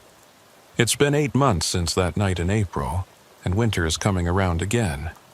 The temperature's dropping, the snow is starting to fall, and I can feel it waking up. That old hunger, that patient darkness, preparing for another season. Dispatch has already started getting calls about lights on the highway, about vehicles that shouldn't be there, and I know, with a certainty that keeps me up at night, that eventually one of those calls will be mine. Eventually, the road will come for me the way it came for Holloway. But until that day, I'll keep driving.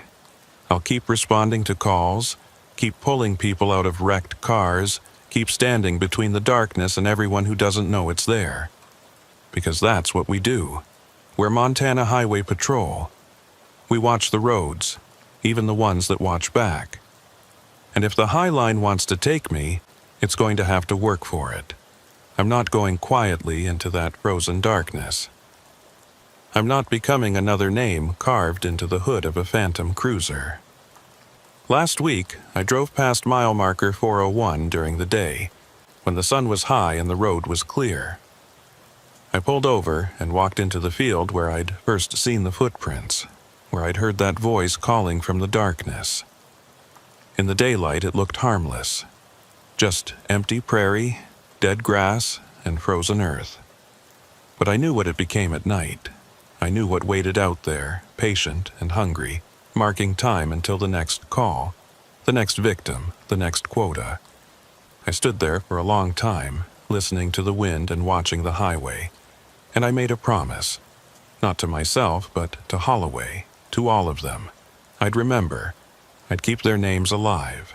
I'd make sure the pattern was documented, the evidence preserved, the truth recorded somewhere that couldn't be buried or ignored.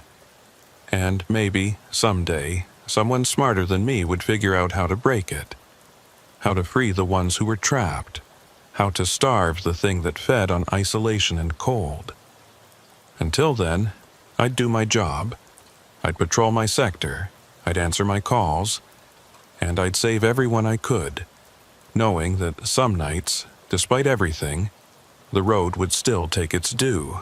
That's the thing about the High Line that nobody tells you. It's not just a highway, it's a hunting ground, and every trooper who patrols it is both hunter and prey, standing watch over something that's been feeding for longer than any of us have been alive. You can quit, you can transfer, you can run away, and pretend you never saw the lights or heard the voices. But someone has to stay. someone has to keep watching. And I guess, for now, that someone is me. The snow is falling again tonight. Thick, heavy flakes that turn the highway into a tunnel of white. My radio is quiet, but I know it won't stay that way. Somewhere out there, between the mile markers and the darkness, something is waking up. Something is getting ready to make another call, to pull another traveler off the road, to add another name to a list that keeps growing year after year. And when that call comes through, when dispatch sends me out into that frozen wasteland to respond, I'll go. Because that's what we do. We follow the lights, even when we know we shouldn't. Especially then. And we hope, against all reason and experience, that this time will be different. That this time we'll find survivors instead of victims, answers instead of mysteries, an end instead of another beginning.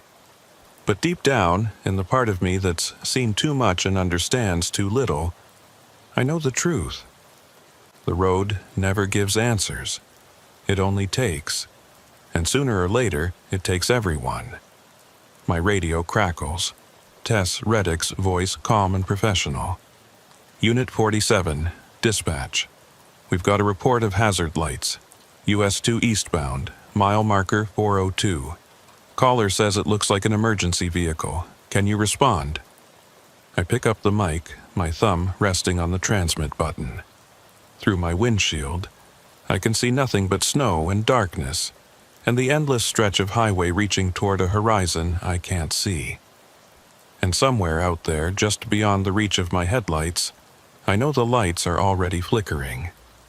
Red and blue, waiting for me to follow.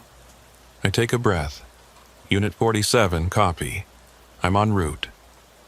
And I drive east into the storm, toward the lights that never stop calling, on a highway that never stops taking, carrying the weight of everyone I've saved and everyone I couldn't. This is the High Line. This is my patrol. This is where the road watches back. And tonight, like every night, I'm going to answer the call, even though I know, somewhere deep in my bones, that one of these nights I won't be coming back. Just like Holloway. Just like all the others whose names are carved into metal that burns with blue flames and disappears into legend. But that's tomorrow's problem.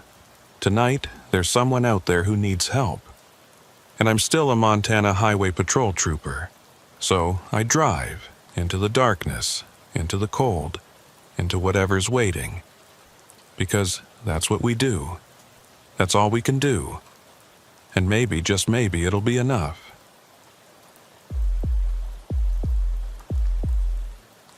My name is Rowan Culpepper, and I've been a Montana Highway Patrol trooper for 9 years. Most of that time has been spent on the Beartooth Highway, the stretch of US 212 that climbs from Red Lodge up through the mountains and into Wyoming. It's one of the most beautiful roads in America during summer, when tourists come from all over the world to drive the switchbacks and photograph the alpine meadows. But in winter, when the pass closes and the snow piles 15 feet deep, it becomes something else entirely. It becomes mine to watch over, mine to secure, mine to patrol during those brief windows when the weather allows. And it was during one of those patrols that I found something that still haunts my sleep. The Beartooth closes officially around mid-October, depending on when the first major snow hits. After that, the gates go up at both ends, and the road becomes off-limits until late May or early June. But closing a road and keeping people off it are two different things. Every winter, we get snowmobilers who ignore the warnings, backcountry skiers looking for fresh powder, and the occasional idiot who thinks their four-wheel drive is invincible. Most of them turn back when they see how bad conditions really are. Some don't. And every few years we have to mount a rescue operation for someone who got in over their head and couldn't get back out. That's why we do periodic patrols during winter, even when the road is officially closed. We check the gates, look for signs of unauthorized entry, and make sure nobody's stuck up there dying of exposure. It was the second week of November, early in the closure season, when I got the assignment. A rancher named May Ketteridge, who lived near the eastern gate, had called in reporting she'd seen headlights up on the pass the night before, moving slowly like someone was driving the closed road. Dispatch wanted me to run up there, check the gate for tampering, and make sure nobody was stranded. Standard winter patrol, nothing I hadn't done dozens of times before. I loaded my cruiser with extra cold weather gear, emergency blankets, a sat phone in case radio coverage failed, and enough supplies to spend a night up there if needed. The forecast was clear for the next 24 hours, which in November meant I had maybe a 6-hour window before conditions could change without warning. I rolled out around 0800 hours, taking the highway east from Red Lodge toward the closure gate. The lower elevations were clear, just patchy snow and gray skies, but I could see the heavy cloud cover hanging over the mountains like a warning. May Ketteridge was waiting at her ranch house when I passed, waving me down. She was in her 70s, tough as boot leather, the kind of woman who'd lived through Montana winters that would kill most people. I pulled into her driveway and rolled down my window. "Morning, May. You the one who called in about the headlights?" She nodded, her weathered face creased with concern. "Last night, around 2100 hours, I was closing up the barn and saw them up on the pass, maybe around the first big switchback. They were moving real slow, stop and go, like someone was lost or stuck. I figured it was some tourist who ignored the closure signs." She paused, looking up at the mountains. "But here's the thing, Trooper. Those lights, they were wrong. Too high off the ground and too bright. Not like regular headlights, more like, I don't know, spotlights maybe, or something else." I made a note on my pad. "Did you see them come back down?" She shook her head. "Watched for about 20 minutes, then the clouds moved in, and I lost sight. But they never came back past my place, and this is the only way down unless you got a helicopter." That was true. The Beartooth was a dead end in winter. If someone had driven up there, they were either still up there, or they'd turned around above May's line of sight. Either way, I needed to check it out. I thanked her and continued up the road. The closure gate was about 3 miles past her ranch. A heavy steel barrier stretched across both lanes with warning signs every 50 feet. "Road closed, no winter maintenance. Travel at your own risk." Most people got the message. When I reached the gate, I immediately saw the problem. The chain that secured it had been cut, not with bolt cutters, but with something that left a clean, almost melted edge. The gate itself was pushed open just wide enough for a vehicle to squeeze through. Fresh tire tracks led up the mountain, partially filled with overnight snow but still visible. Someone had definitely gone up there, and recently. I radioed it in. "Dispatch, Unit 31. I'm at the eastern Beartooth Gate. Gate's been breached, chain cut, fresh tracks leading up the pass. I'm going to investigate." The dispatcher, a young guy named Marcus I didn't know well, responded immediately. "Copy, Unit 31. Be advised weather's turning. Storm front moving in faster than forecast. You've got maybe 4 hours before conditions deteriorate." 4 hours. That was enough time to get up to the first overlook, check for stranded vehicles, and get back down. Probably. "Understood. I'll maintain radio contact." I pulled my cruiser through the gate and started up the mountain. The Beartooth in winter is a different world. The road that carries thousands of tourists in summer becomes a narrow track through an alien landscape of ice and stone. The shoulders disappear under snowdrifts, the guardrails vanish beneath white mounds, and the drop-offs that are merely dramatic in summer become absolutely lethal. One wrong move, one patch of black ice, and you're tumbling down a mountainside with no hope of survival. I've pulled bodies out of those ravines. I've seen what happens when people underestimate this road. So I drove slowly, carefully, following the tire tracks that led steadily upward.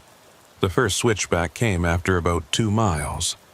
The tracks continued through it without hesitation, which told me whoever was driving knew what they were doing. They weren't sliding around or overcorrecting. They were maintaining a steady, controlled pace. That was good. It meant they probably weren't panicking or inexperienced. But it also raised questions. If they were experienced enough to handle the road in these conditions, why come up here in the first place? The tracks led me higher, through the second and third switchbacks, climbing steadily toward the alpine zone where trees gave way to bare rock and endless wind. The temperature dropped with each 100 feet of elevation, and I could see my breath fogging inside the cruiser despite the heater running full blast. At the fourth switchback, something changed. The tracks suddenly swerved right off the road and toward the guardrail. I stopped and got out to investigate. The guardrail was damaged here. Several posts bent outward as if something had hit them hard. But there was no debris, no broken glass or scattered parts, and the tracks didn't go over the edge. Instead, they continued parallel to the guardrail for about 20 feet, then angled back onto the road and kept climbing. It looked like the vehicle had deliberately driven off the road, scraped along the guardrail, then returned to the pavement. I walked to the edge and looked over. The drop here was maybe 200 feet, steep but not quite vertical, ending in a boulder field covered with snow. No vehicle down there, no signs of a crash, just empty white space and rocks. I photographed the scene and continued up. The tracks were getting harder to follow now as the wind picked up and began filling them with fresh snow. I was at about 9,000 feet elevation, and the air was thin enough to make me slightly lightheaded. The road here ran along the side of a massive cliff face, with the mountain rising straight up on the left and falling away into nothing on the right. This was one of the most exposed sections of the highway, completely unprotected from the weather, and I could feel the wind buffeting my cruiser with each gust. The clouds had dropped lower, wrapping around the peaks above me, and I knew I was running out of time. Then I saw it, a vehicle, parked sideways across the road about a quarter mile ahead. I slowed down, activating my light bar and spotlight. As I got closer, I could make out details. It was a pickup truck, dark blue or black, older model, maybe early 2000s, Montana plates. It was sitting at an angle with the driver's door hanging open and the engine running. I could see exhaust vapors rising from the tailpipe, white against the gray sky. But there was no driver visible, no movement, nothing. I pulled up about 30 feet behind it and radioed in. Dispatch, Unit 31. I've located a vehicle at approximately mile marker 16, abandoned with engine running and door open. I'm going to investigate. Stand by. I stepped out into the wind, and it nearly knocked me over. The temperature had to be below zero with the wind chill, and the exposed skin on my face felt like it was being scraped with razor blades. I pulled my balaclava up and approached the truck carefully, one hand on my weapon. "Montana Highway Patrol," I called out, though the wind tore the words away almost before they left my mouth. "If anyone's here, make yourself known." No response. I reached the driver's door and looked inside. The interior was empty. No driver, no passengers, no sign of struggle. The keys were in the ignition. The heater was running, and there was a half-empty coffee cup in the center console, still steaming. On the passenger seat was a road atlas, old and worn, open to a page showing Montana. But something was wrong with the map. The roads were in the right places, but the names were different, or missing entirely. And there were markings in red pen, circles and crosses and notes in handwriting I couldn't quite read. I didn't touch it. Not yet. First, I needed to find the driver. I walked around the truck looking for footprints and found them immediately. They led away from the vehicle toward the uphill side of the road, where a narrow gap in the rock face looked like it might be an old service road or trail. The prints were clear in the fresh snow. Boot treads, size that suggested a male, average height. They led straight toward the gap without wavering, like the person knew exactly where they were going. I followed them, climbing over a snowbank and squeezing through the gap in the rocks. On the other side was something I'd never seen before, and I'd patrolled this road for 9 years. It was a road, or what was left of one, an old narrow track that ran parallel to the main highway, carved into the cliff face about 15 feet higher. It wasn't on any map I'd ever seen, wasn't marked on any of our patrol documents. The surface was cracked asphalt, ancient and broken, with chunks missing and weeds growing through the gaps. But that wasn't the strangest part. The strangest part was that despite the snow falling all around me, the old road was completely clear, not a flake on it, just dry, bare asphalt disappearing around a curve ahead. The footprints led onto this road and continued following it. I hesitated. Every instinct told me this was wrong, that I should go back to the truck, call for backup, wait for more units to arrive. But the footprints were fresh, maybe 30 minutes old, and if someone was up here lost or injured, I didn't have time to wait. I keyed my radio. Dispatch, Unit 31. I'm following footprints from the abandoned vehicle. They lead to what appears to be an old service road, unmapped. I'm proceeding on foot. Will advise in 15 minutes. Static, just static. I tried again. Dispatch, Unit 31, do you copy? More static, with something underneath it. A sound like wind, or voices, or both. My radio was dead, or the signal was blocked by the rock. I was on my own. I pulled out my sat phone and checked it. No signal. That shouldn't be possible. Sat phones worked almost anywhere. But the screen just showed searching, with no bars. I was completely cut off. The smart thing would have been to turn back, but I could still see the footprints, still clear in front of me, and I convinced myself I'd just follow them a little further, just around that curve, just to see where they went. I started walking. The old road was eerily smooth under my boots. No ice, no snow, just solid asphalt that felt somehow warm despite the freezing temperature. The wind that had been howling a moment ago had died to nothing, and the silence was absolute. I couldn't hear the main highway anymore, couldn't hear my own cruiser's engine, couldn't hear anything except my own breathing and the soft crunch of my boots on the road. I walked for what felt like 5 minutes, but might have been longer. Time seemed strange here, and rounded the curve. The road continued ahead, but now it was running alongside something that made my stomach drop. A cliff, but not the cliff face I'd been seeing from the main highway. This was different. The drop on my right was infinite, disappearing into gray nothing, like someone had cut away the entire mountainside and left only void. And the footprints I'd been following stopped. Just stopped, right in the middle of the road, as if the person had simply ceased to exist mid-stride. I stood there, staring at where the tracks ended, and felt the temperature begin to drop. Not gradually, but suddenly, like someone had opened a freezer door. My breath came out in thick clouds, and frost began forming on my jacket. That's when I heard it.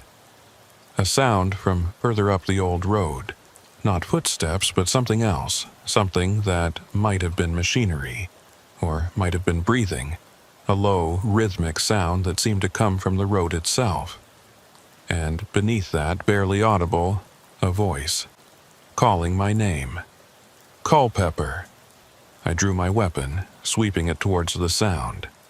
Identify yourself, Montana Highway Patrol. The voice came again, closer now. Culpepper, you shouldn't be here. It wasn't coming from ahead of me. It was coming from behind. I spun around and saw him. A man standing in the middle of the road, maybe 20 feet away, wearing winter clothing that looked decades out of date. Heavy wool coat, old-style boots, a hat with ear flaps. His face was hard to see clearly, like looking at something through foggy glass. But I got the impression of middle age, weathered skin, eyes that were too dark.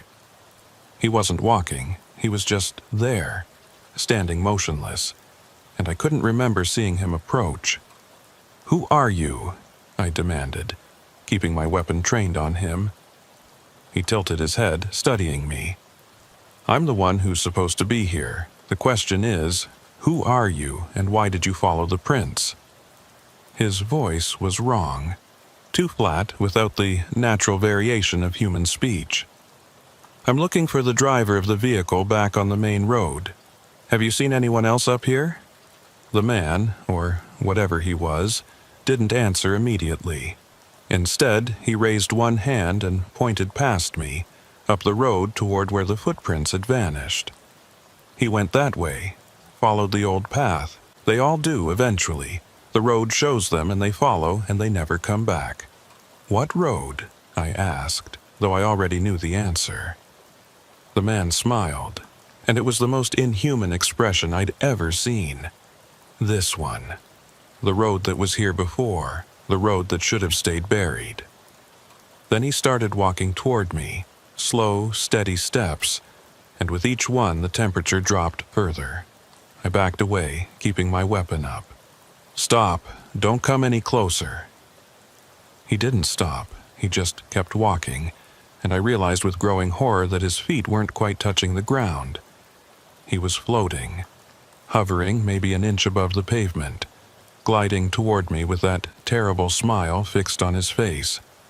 I turned and ran back the way I'd come, back toward the gap in the rocks, back toward the main highway and my cruiser and anything that made sense.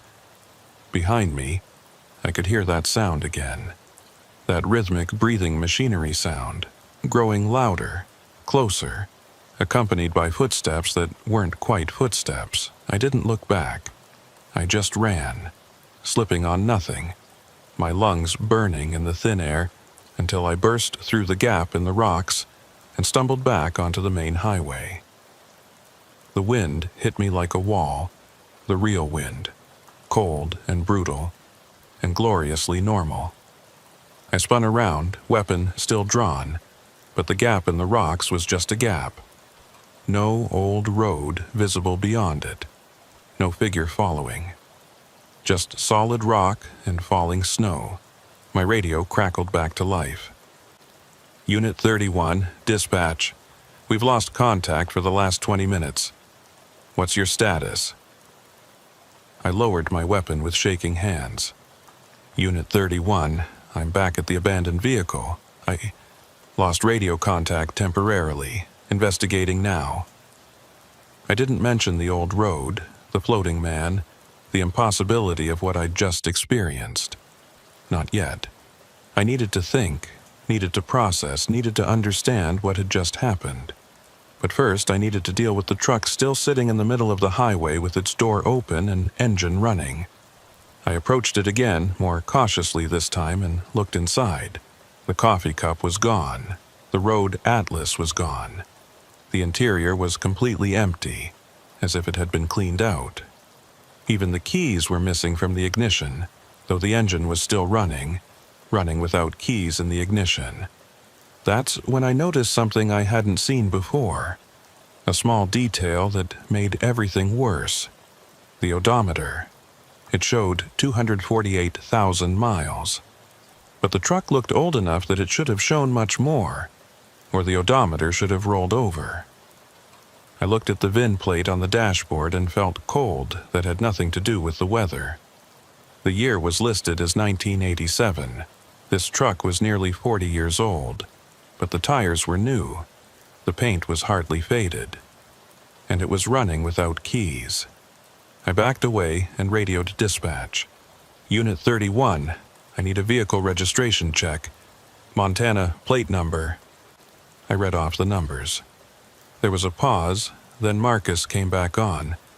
Unit 31, that plate isn't in our system. Are you sure you read it correctly? I double-checked. Affirmative. Plate number is correct. Another pause, longer this time. Unit 31, I'm checking historical records. Stand by. I stood there in the wind and snow, staring at the impossible truck, while dispatch searched databases for a vehicle that shouldn't exist. Finally, Marcus came back, and his voice was uncertain. Unit 31, I found a record. That plate was issued to a vehicle reported missing in February 1987. Vehicle and driver never found. Case was closed as a probable accident on the Beartooth Highway. Driver's name was registered as Judd Fenwick. Judd Fenwick. A name I'd never heard, connected to a truck that had been missing for nearly 4 decades, now sitting in front of me with its engine running and its interior empty. I looked up at the gap in the rocks, at the place where the old road had been, and understood with creeping certainty that I'd just walked into something much older and stranger than a simple abandoned vehicle. Somewhere up that impossible road, Judd Fenwick was still walking, still following the tracks, still trying to find his way back. And he'd been doing it for 37 years. I stood beside Judd Fenwick's truck for a long time, trying to make sense of what I was seeing. The engine continued its impossible idle, running without keys, burning fuel that should have been gone decades ago. Snow was starting to accumulate on the hood and roof, but the exhaust still poured from the tailpipe in steady white clouds. I circled the vehicle again, photographing everything with my phone, documenting the plate number, the VIN, the condition of the tires and body. Every detail I captured felt like evidence in a case I didn't understand, proof of something that shouldn't exist. The wind had picked up significantly, and the clouds had dropped so low I could barely see 50 yards in any direction. I needed to make a decision.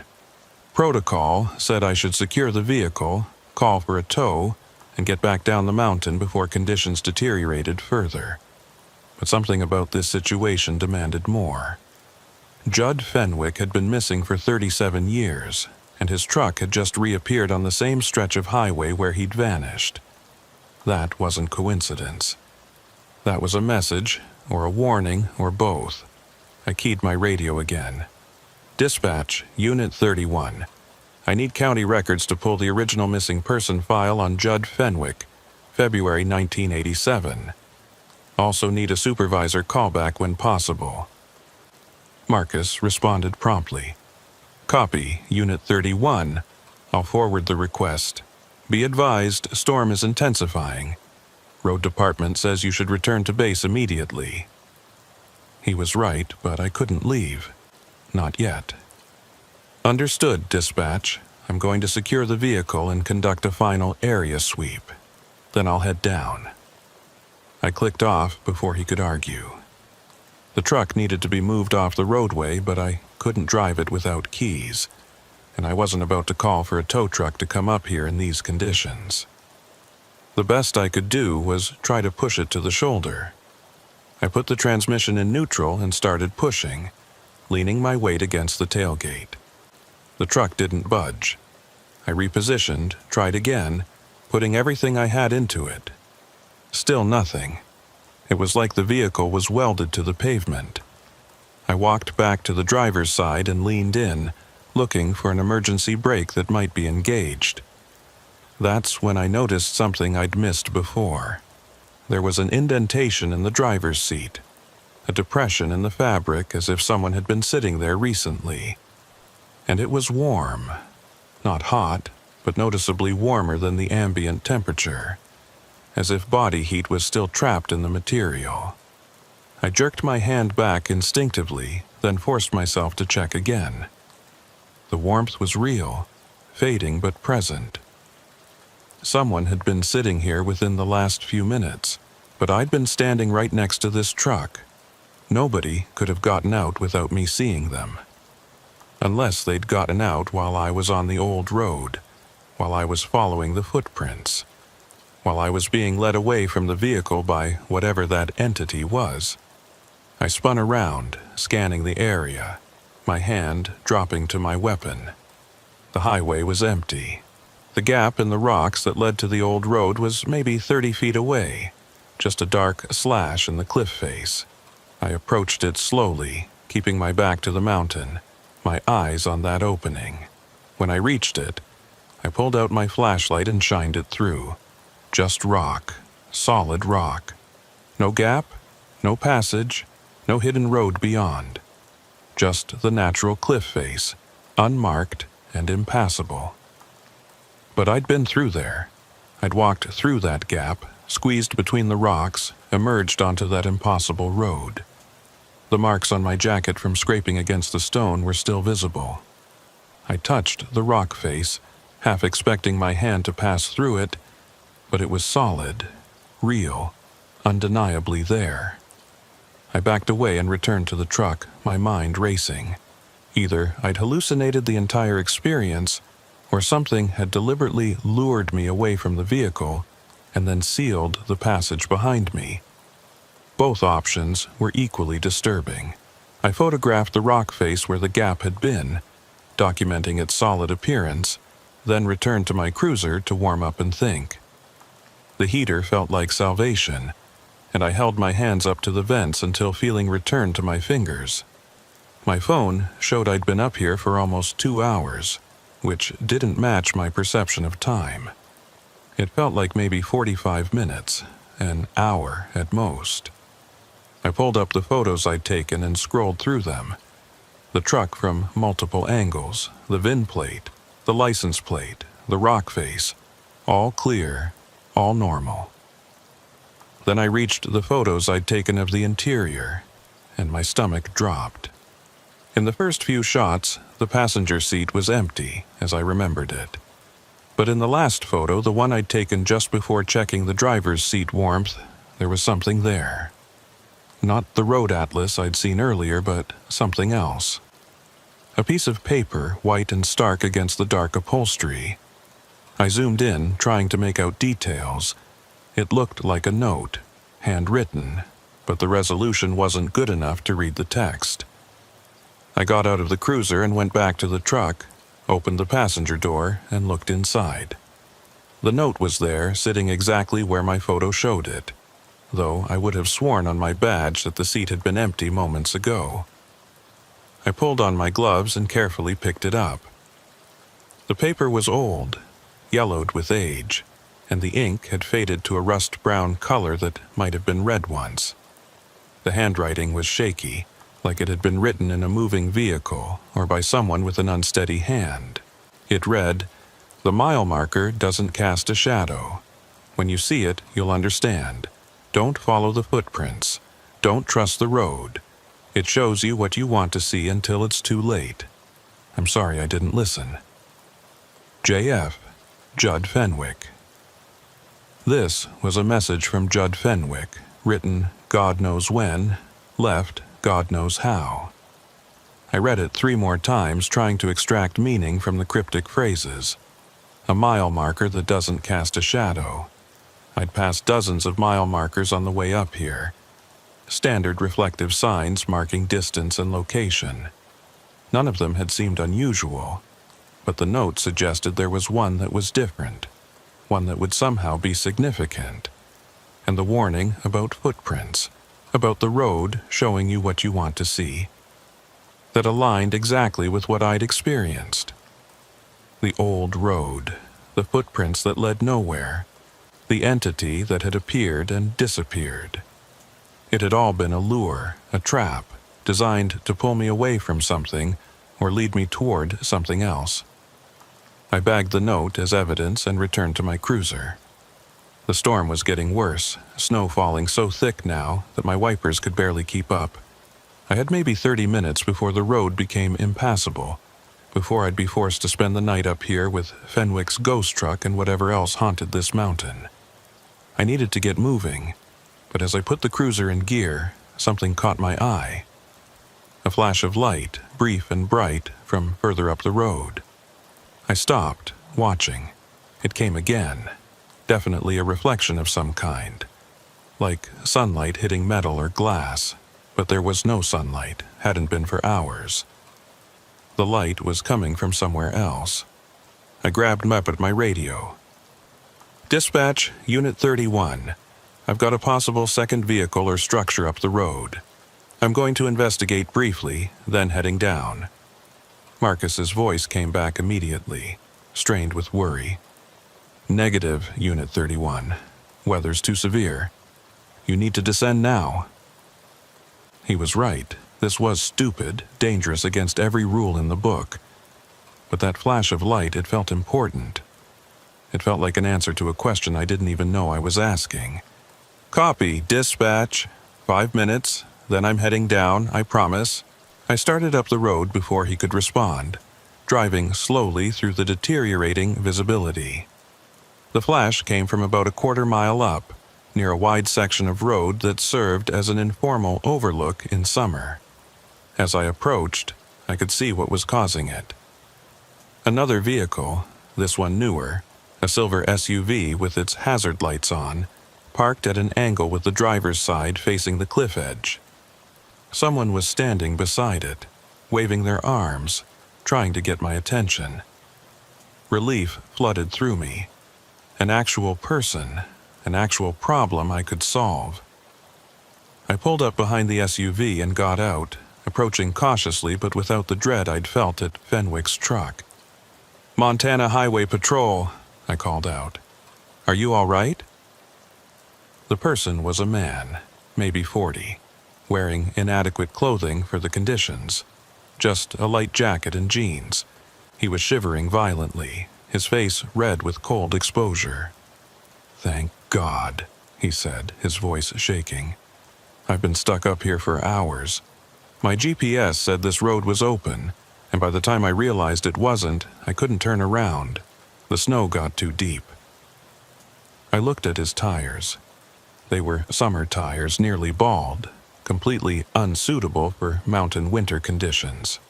"Sir, this road has been closed since mid-October. There are signs every quarter mile. How did you get past the gate?" He looked confused, genuinely puzzled by the question. "Gate? There wasn't any gate. The road was open. I mean, the snow was bad, but I thought I could make it through to Wyoming." I felt that familiar unease creeping back. "Sir, what's your name?" He seemed to struggle with the question, as if he had to think about it. "Dennis Hargrove. I'm from Billings. I was heading to Cody for business." I nodded, trying to keep my expression neutral. "All right, Dennis. When did you come up here? What day is it?" He blinked at me. "It's Tuesday? No, Wednesday, November 6th. I left Billings this morning around 0700. Today was November 9th, and there was no way he'd been up here for 3 days without dying of exposure. Mr. Hargrove, I need you to come with me to my vehicle. We need to get you warm and get some information." He nodded eagerly and started toward my cruiser, but as he passed the front of his SUV, something strange happened. He flickered, like a light bulb losing power for just a fraction of a second. His outline blurred, became indistinct, then solidified again. He didn't seem to notice. He just kept walking toward my cruiser. I stayed where I was, watching him. "Mr. Hargrove, stop for a moment." He turned, that same confused expression on his face. "What's wrong?" I pointed at his vehicle. "I need to check your registration. Can you get it for me?" He hesitated, then nodded and walked back toward the SUV. As he reached for the driver's door, he flickered again, more pronounced this time. For a full second, he was translucent, barely there, and I could see through him to the mountain beyond. Then he solidified, pulled the door open, and leaned inside to search for papers. I keyed my radio, speaking quietly. "Dispatch, Unit 31. I need a welfare check and registration on a silver SUV, Montana plates." I read off the number from the rear of the vehicle. Marcus came back within seconds. "Unit 31. That plate is registered to a Dennis Hargrove, address in Billings. But Culpeper, that vehicle was reported abandoned on the Beartooth Highway in November 2019, 6 years ago. Hargrove was never found. 6 years ago. Dennis Hargrove had been missing for 6 years, and I was looking at him right now, watching him search his vehicle for registration papers, watching him flicker in and out of existence like a bad television signal. This wasn't a rescue. This was something else entirely. "Mr. Hargrove," I called out, keeping my voice steady. "Step away from the vehicle, please."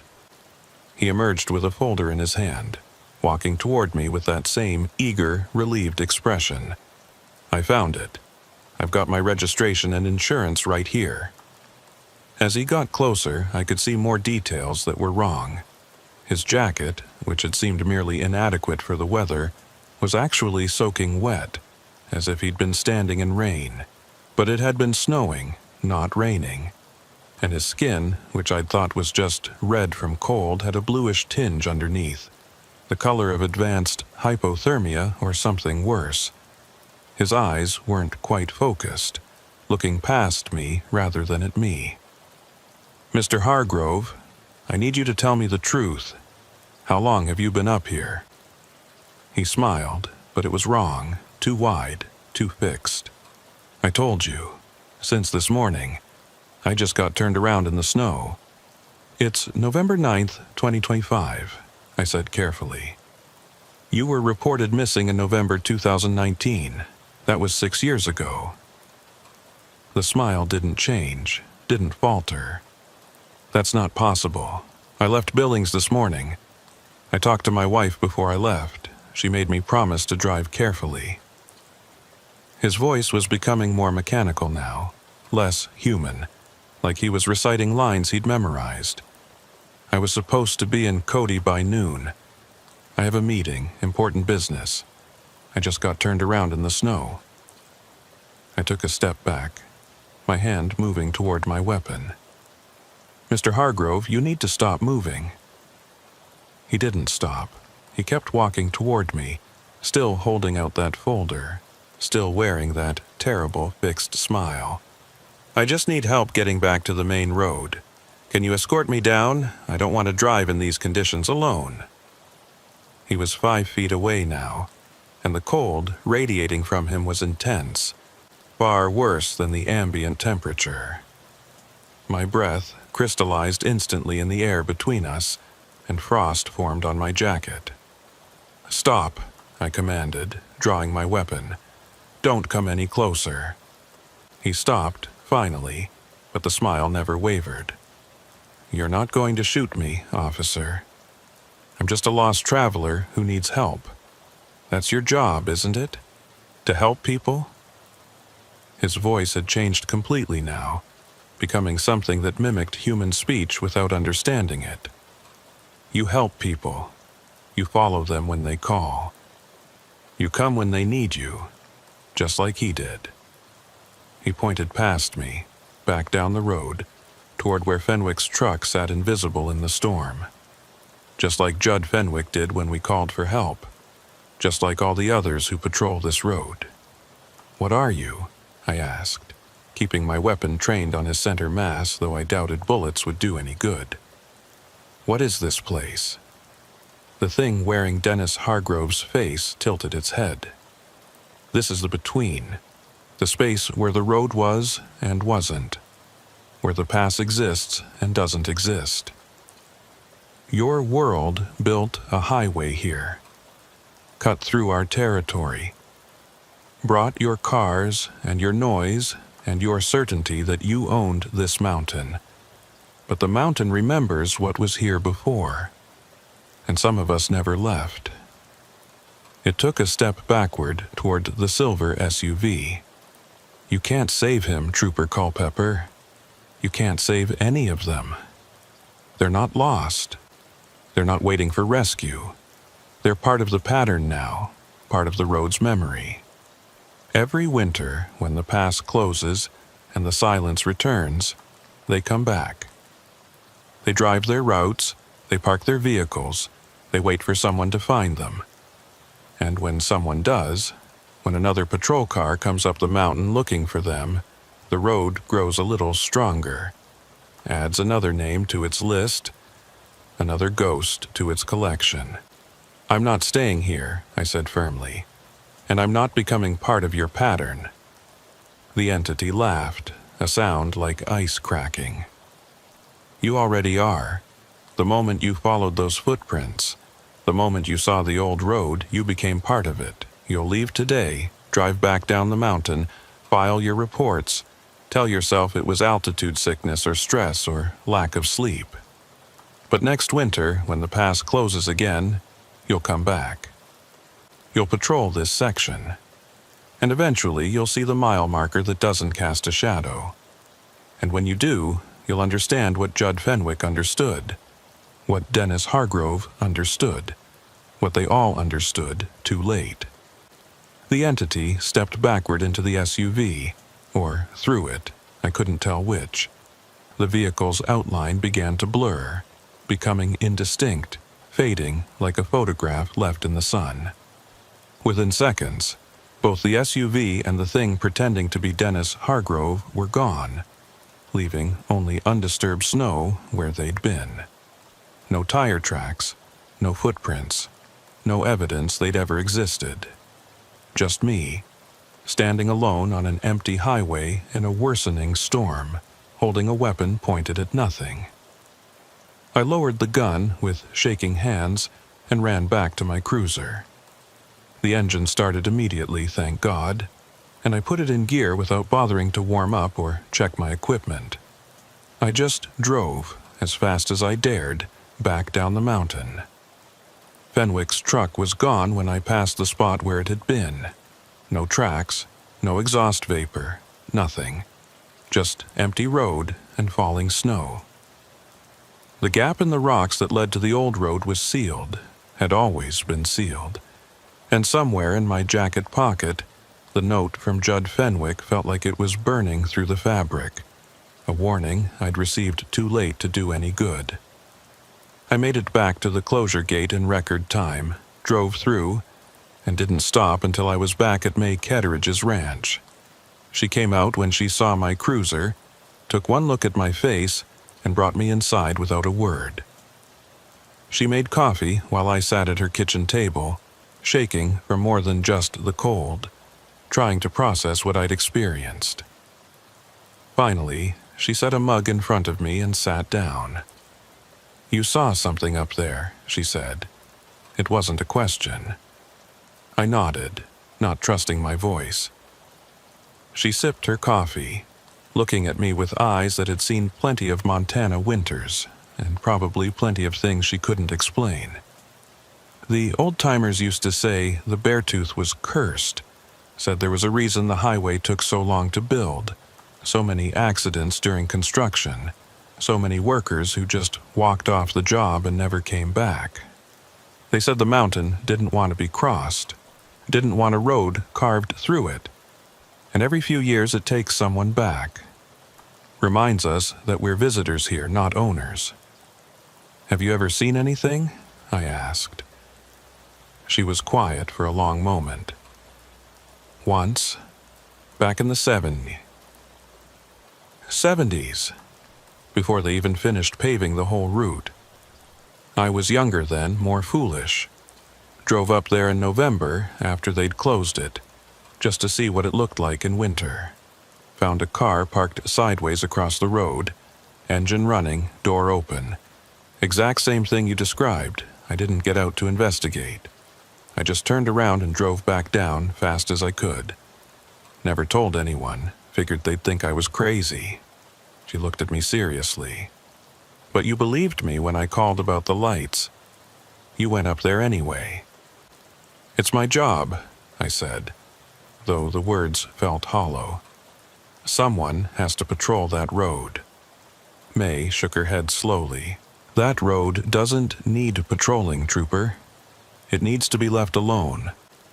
Whatever's up there, it's older than the highway, older than Montana, maybe older than people. And it doesn't want our help. It just wants us to remember that some places are meant to stay empty." I finished my coffee and thanked her, then drove back to the station to file my report. What I wrote was sanitized, professional, stripped of everything that mattered. Responded to report a vehicle on closed highway. Located truck matching description of vehicle missing since 1987.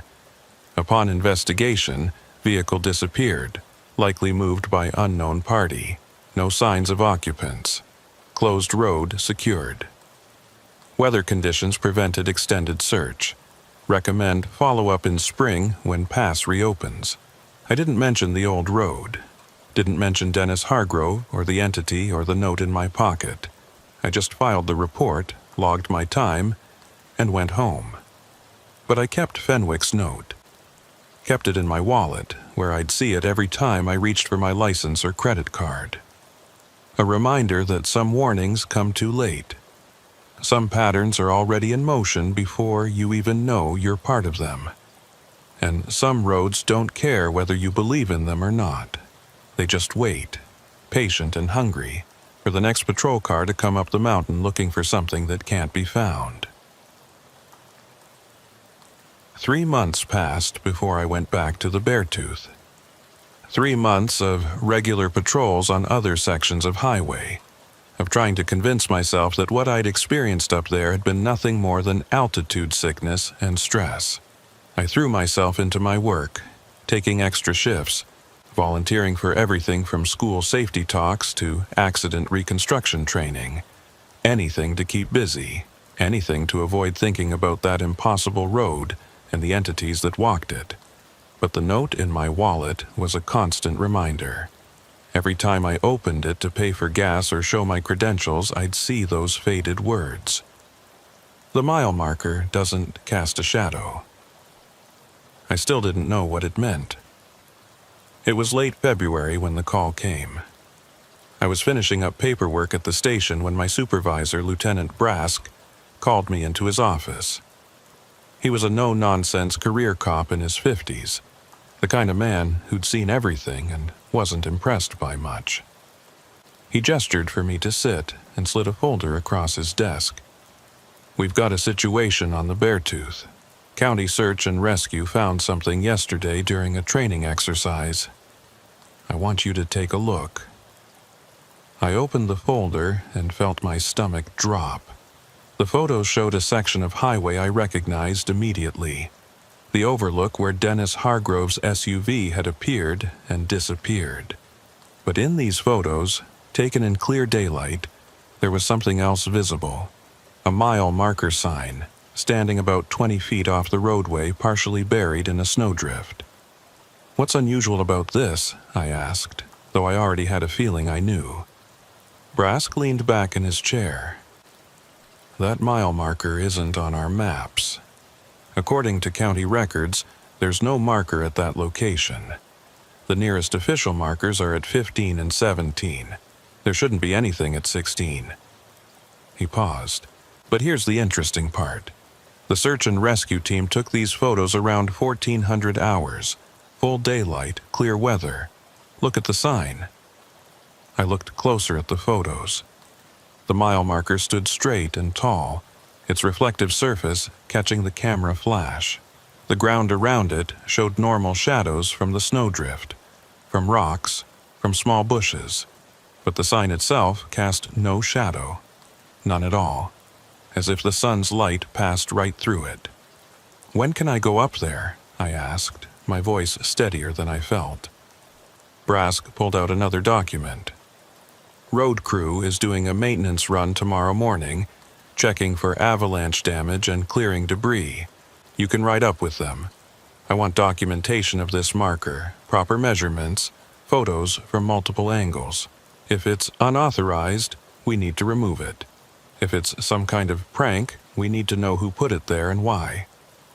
He looked at me seriously. "I'm sending you because you know that stretch of road better than anyone. You've patrolled it for 9 years.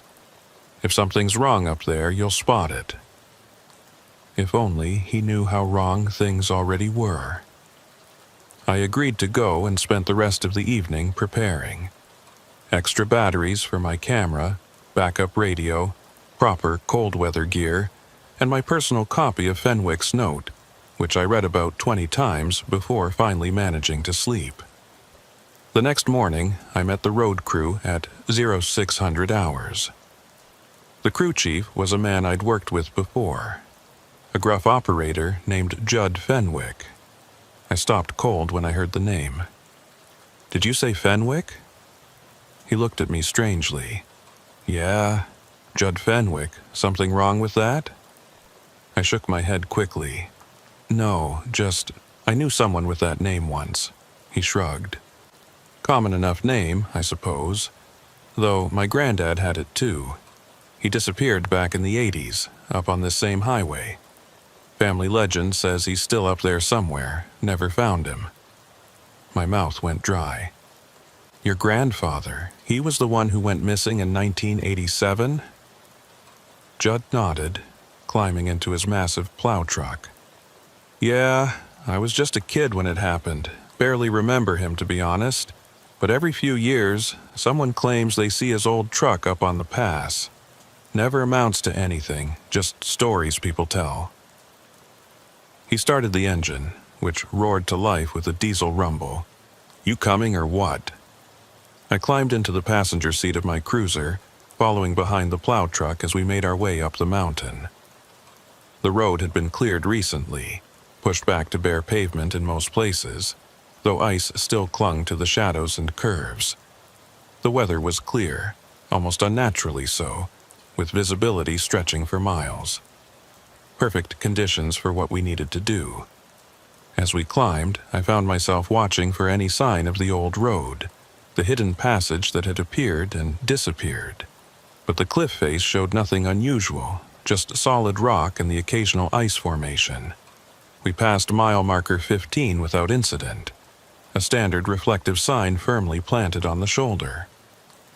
At mile marker 16, Judd pulled his truck to a stop and I parked behind him. The unauthorized marker was exactly where the photos showed it, standing 20 feet off the main road in a slight depression. Up close, it looked completely normal.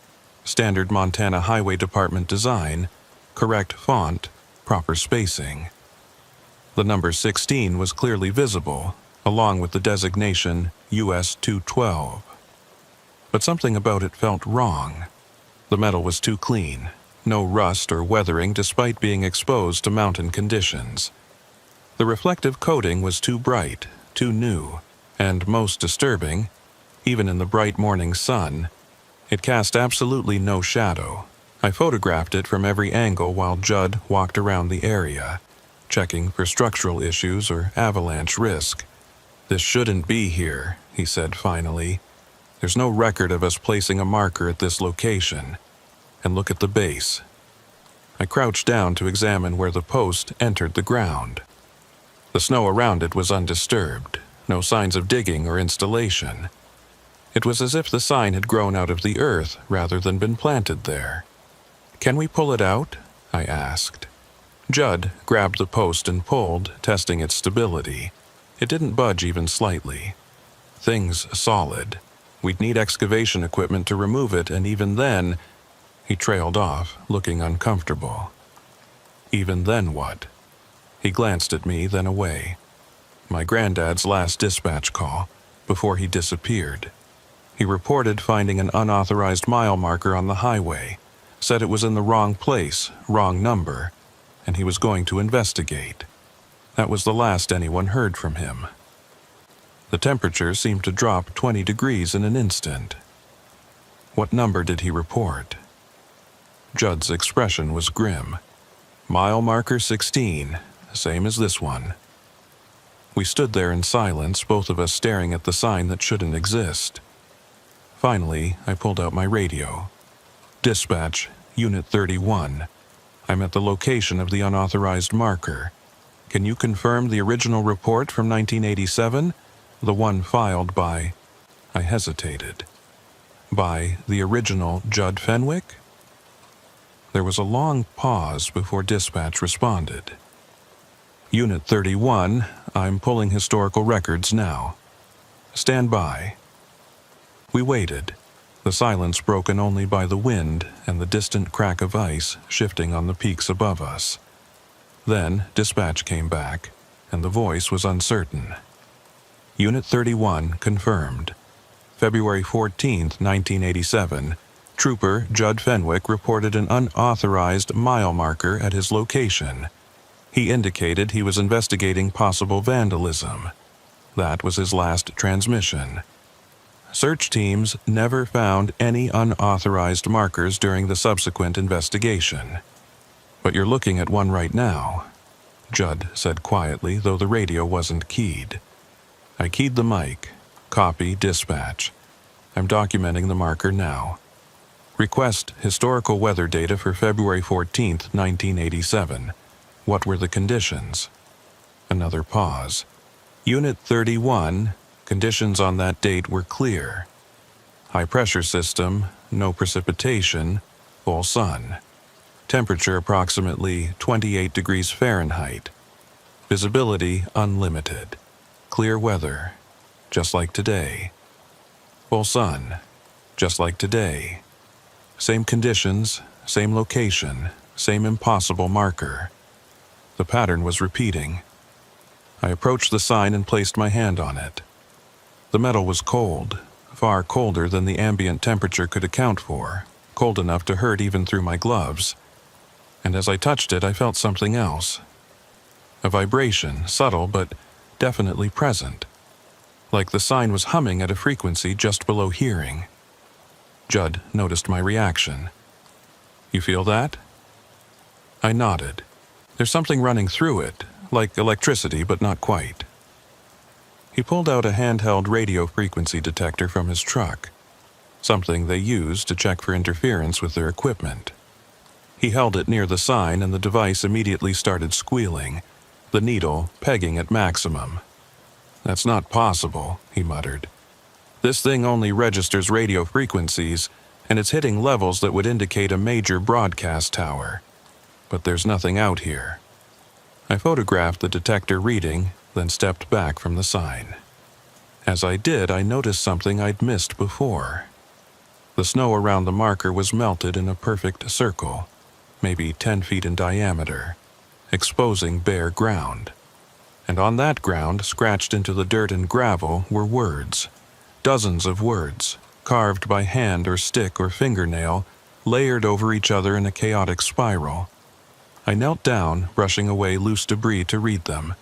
They were names. Michael Torrance, 1952. Sarah Brightwell, 1968. Daniel Krause, 1973. Kenneth Wade, 1979. Judd Fenwick, 1987. And more, so many more, spiraling inward toward the base of the marker. The most recent entry was from 2019. Dennis Hargrove. "Judd," I called out. "You need to see this." He came over and looked down at the names, his face going pale. "That's my grandfather, and these others." He pulled out his phone and started searching. Michael Torrance. Missing person, 1952. Last seen on Beartooth Highway. He searched another name. Sarah Brightwell, 1968, same thing. They're all missing persons, Culpepper. Every single one of them disappeared on this highway. I stood up slowly, my mind racing. The marker wasn't just unauthorized. It was a memorial, or a catalog, or something worse. A record of everyone the road had taken. "We need to remove this," Judd said firmly. "I don't care what it takes. We bring in equipment, we dig this thing out, and we take it away from here." But even as he said it, I knew it wouldn't matter. The road would just put it back, or make another one, or find some other way to mark its territory. This wasn't about the sign. This was about something much older and much more patient. "Let's document everything first," I said. "Then we can decide next steps." We spent the next hour photographing every name, measuring the cleared circle, taking soil samples, checking radiation levels with Judd's equipment. Everything came back abnormal. The soil temperature was 10 degrees warmer than it should be. Background radiation was elevated but not dangerously so, and that vibration in the sign never stopped, just kept humming at that frequency that made my teeth ache. We were packing up our equipment when Judd's radio crackled. His crew, checking a section further up the highway, reporting in. "Chief, you need to see this. We've got another one." Judd keyed his mic. "Another what?" The voice came back uncertain. "Another marker. Mile marker 16. But this one's different. It's at mile marker 18, but the sign says 16. My blood ran cold. "How many are there?" I asked. Judd was already climbing into his truck. "Let's find out." We drove up the highway, and every mile we found another one. Mile marker 16 at position 18. Mile marker 16 at position 20. Mile marker 16 at position 22. 7 unauthorized markers in total, all claiming to be mile marker 16, all standing in locations where they shouldn't exist, and none of them cast shadows. By the time we reached the last one, near the high point of the pass, I was shaking. Not from cold, but from the realization of what we were seeing. The road wasn't just haunted. It was claiming territory, marking its boundaries, preparing for something. "This is impossible," Judd said, staring at the 7th marker. "We need to report this to someone. Highway department, county commissioners, I don't know. Someone who can make sense of this." But I knew no one would make sense of it. They'd send engineers and surveyors and they'd find nothing unusual. Or they'd find the markers and remove them, and next winter the markers would be back. Because the road wanted them there. Needed them there. I pulled out Fenwick's note and read it again. "The mile marker doesn't cast a shadow. When you see it, you'll understand." I was starting to understand. The markers weren't warnings for travelers. They were boundaries, delimiting a zone where normal rules didn't apply. Inside the circle defined by these 7 markers, the road belonged to something else. "We should leave," I said. "We should leave right now." Judd looked at me like I was crazy. "We haven't finished the inspection. We need to check the rest of the highway, make sure there's no avalanche risk." "There's worse things than avalanches up here," I said. But he was already walking back to his truck. I had no choice but to follow. We continued up the highway, past the 7th marker, into territory I'd never patrolled. The road here was narrower, more exposed, with drop-offs on both sides. This was the section that only opened for a few months each summer, the part that tourists came from around the world to photograph.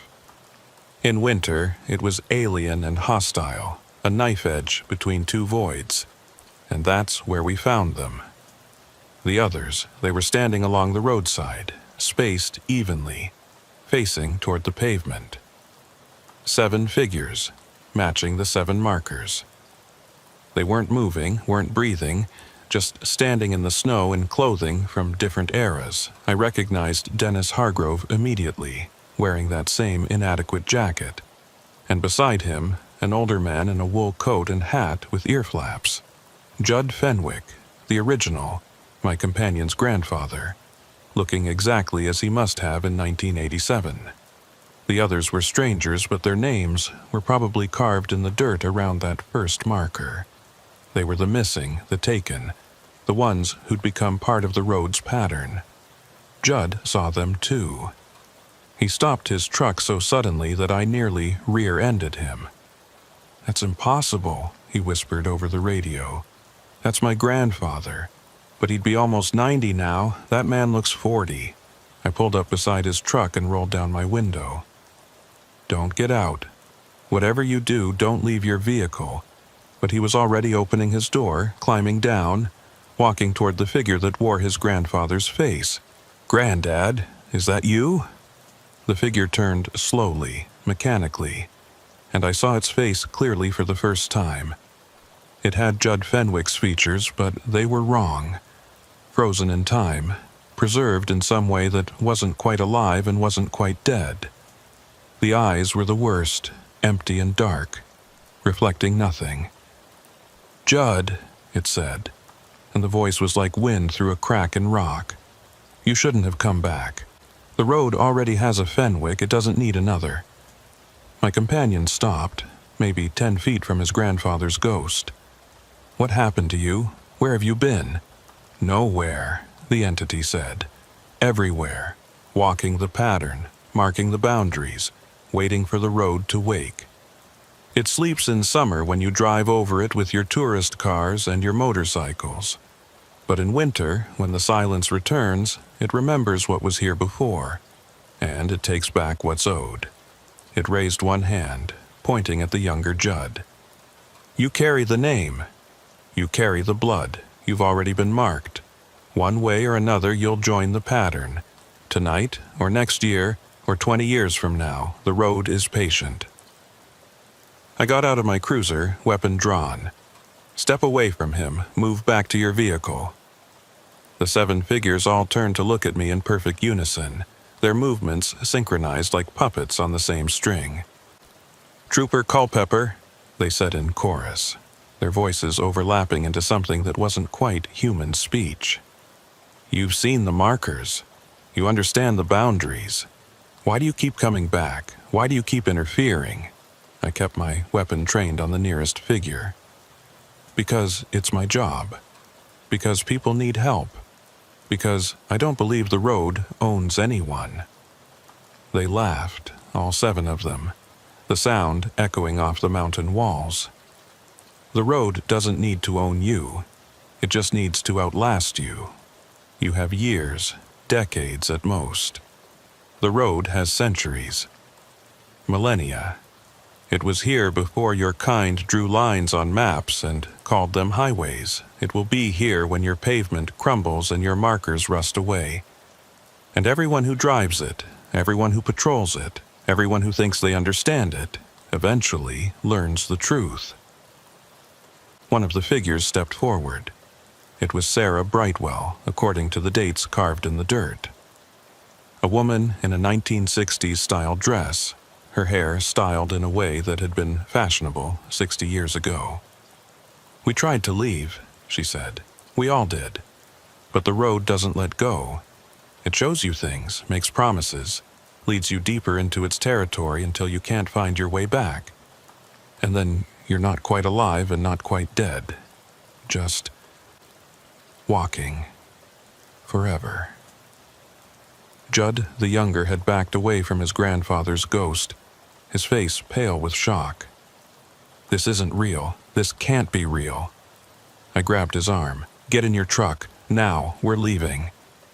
But the figures moved to block the road, forming a line across both lanes. "You can leave," they said in unison, "but you'll be back. The road will call you, and next time you won't leave. Next time, you'll see your name carved in the dirt, and you'll understand that you were always going to become part of the pattern. Just like us. Just like everyone who sees the markers that don't cast shadows." I fired a warning shot into the air, the crack of the gunshot echoing across the empty mountains. The figures didn't flinch, didn't react. They just stood there, blocking our path, waiting. "Last warning," I shouted. "Clear the road or I will move you by force." Dennis Hargrove's ghost smiled. "You can't move us, trooper. We're not here. We're back in our vehicles, still waiting for help. Still hoping for rescue. What you see is just memory, just the road showing you what it's taken. The real us. We're scattered across years and miles, trapped in the moment we made our final mistake." Then, simultaneously, all 7 figures stepped backward into the snow. But they didn't leave footprints. They just sank into the white surface and vanished, like stones dropping into water. Within seconds they were gone, and the road ahead was clear.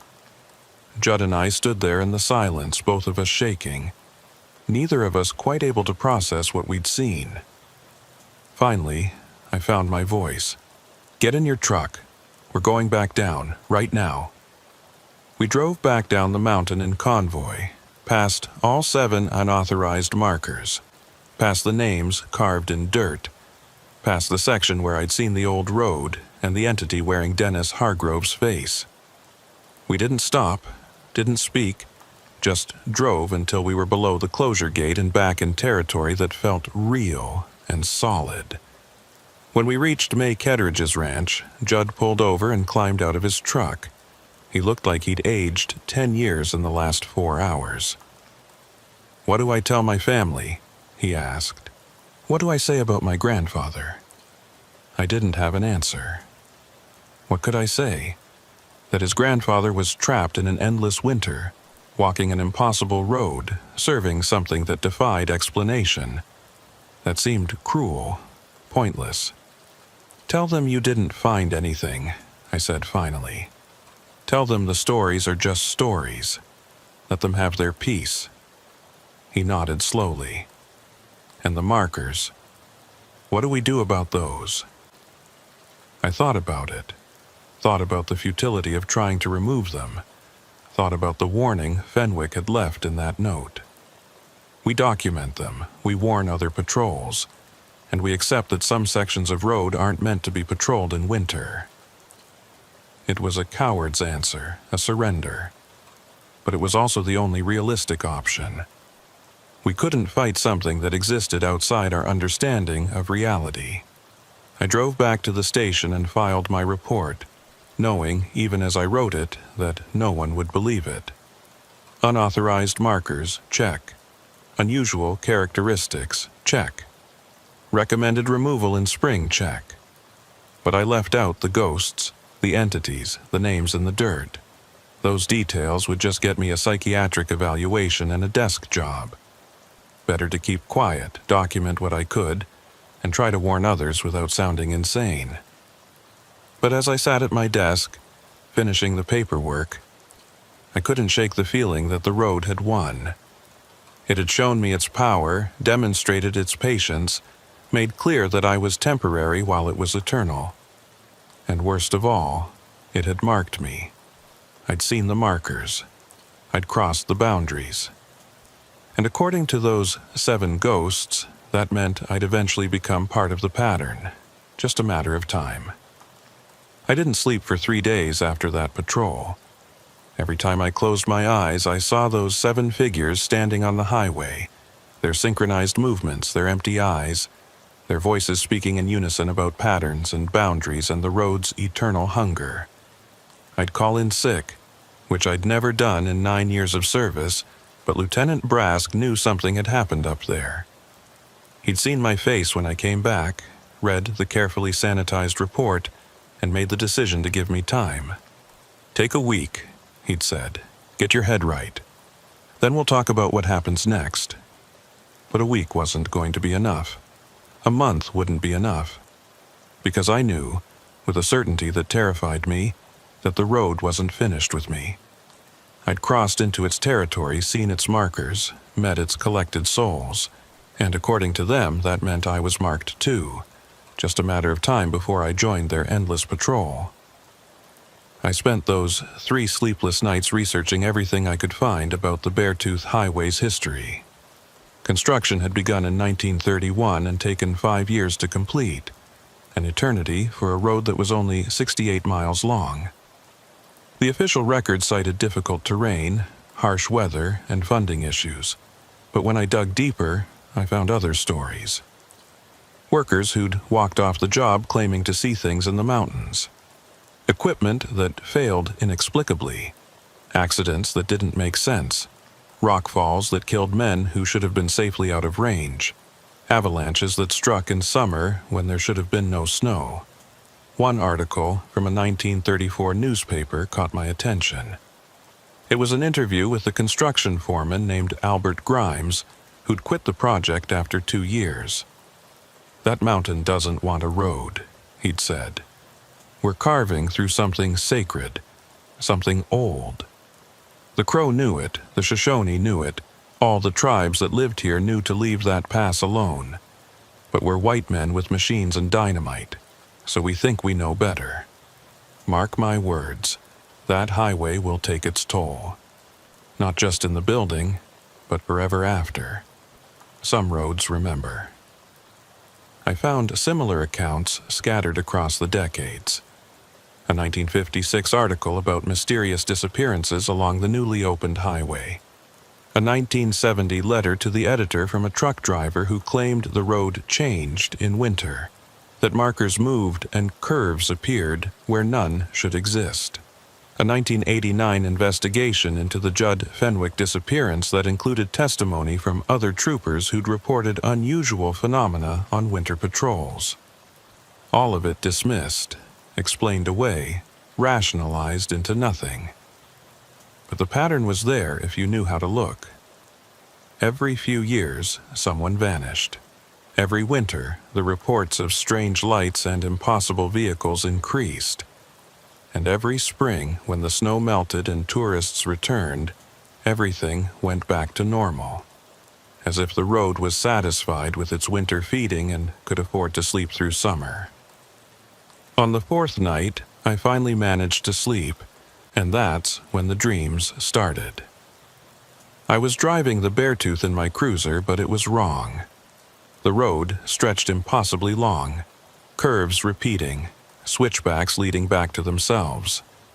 Mile marker 16 appeared over and over, each one casting no shadow, each one surrounded by names carved in dirt. And standing beside each marker was one of the 7 figures, watching me drive past, waiting.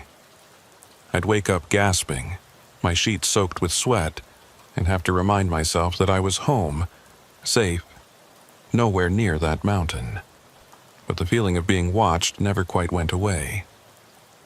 On the 5th day, I received a phone call from Judd Fenwick, the road crew chief. His voice was shaky, uncertain. "Culpepper, I need to talk to you. Not on the phone, not at the station. Can you meet me somewhere?" We agreed on a diner in Red Lodge, neutral ground. Public, but not too crowded. When I arrived, he was already there, sitting in a back booth with a cup of coffee he wasn't drinking. He looked terrible, hollow-eyed and pale, like he hadn't slept any more than I had. I slid into the seat across from him. "What's going on?" He pulled out his phone and showed me a photo. It was his truck, parked in his driveway, taken from his kitchen window. In the driver's seat, barely visible through the windshield, was a figure. "I took this 2 nights ago," he said quietly. "Around 0200 hours. I heard a noise outside, looked out, and saw someone sitting in my truck. I grabbed my shotgun and went out there, but by the time I got outside, the truck was empty. Doors locked, no signs of entry, nothing." He swiped to another photo. "Then I found this on my windshield." The second photo showed a piece of paper, old and yellowed, with handwriting I recognized. The same handwriting from the note Judd Fenwick had left in his truck in 1987. It read, "They're using my face now, using my name, trying to call you back to the mountain. Don't go. No matter what they promise, no matter what they threaten, don't go. The road only takes, it never gives back." "JF." I looked up at him. "Have you shown this to anyone else?" He shook his head. "Who would believe me? That my dead grandfather is somehow warning me from beyond the grave? That there's something up on that mountain that's been collecting people for decades?" He laughed bitterly. "I sound insane even saying it out loud." I pulled Fenwick's original note from my wallet and laid it on the table between us. "You're not insane, and you're not alone. Your grandfather tried to warn others, tried to document what he'd found. This is the note he left in his truck. I found it in February." Judd stared at the note, his hands trembling slightly as he reached out to touch it. "This is his handwriting. I've seen his old letters, his duty logs. This is definitely him." He looked at me with desperate eyes. "What do we do? How do we stop this?" I wished I had an answer. I don't know if we can stop it, but we can try to understand it, document it, warn others, make sure no one else ends up like the 7 we saw up there. We spent the next 2 hours comparing notes, literally and figuratively. Judd had done his own research, found his own newspaper articles and missing person reports. Together, we'd assembled a pattern that was undeniable. Every winter, between November and March, someone vanished on the Beartooth. Sometimes their vehicle was found, sometimes not. Sometimes there were search efforts. Sometimes the person was simply written off as having left the area voluntarily. But the pattern held. 68 miles of highway, nearly 90 years of history, and dozens of missing people. "We need to go to someone with this," Judd said. "Highway Department, FBI, someone who has the authority to investigate properly." But I knew that wouldn't work. They'll want physical evidence, witnesses, documentation that holds up in court. We have none of that. What we have are ghost stories, hallucinations, reports from people who might have been suffering from altitude sickness or hypothermia. On paper, there's nothing here. Judd slumped in his seat.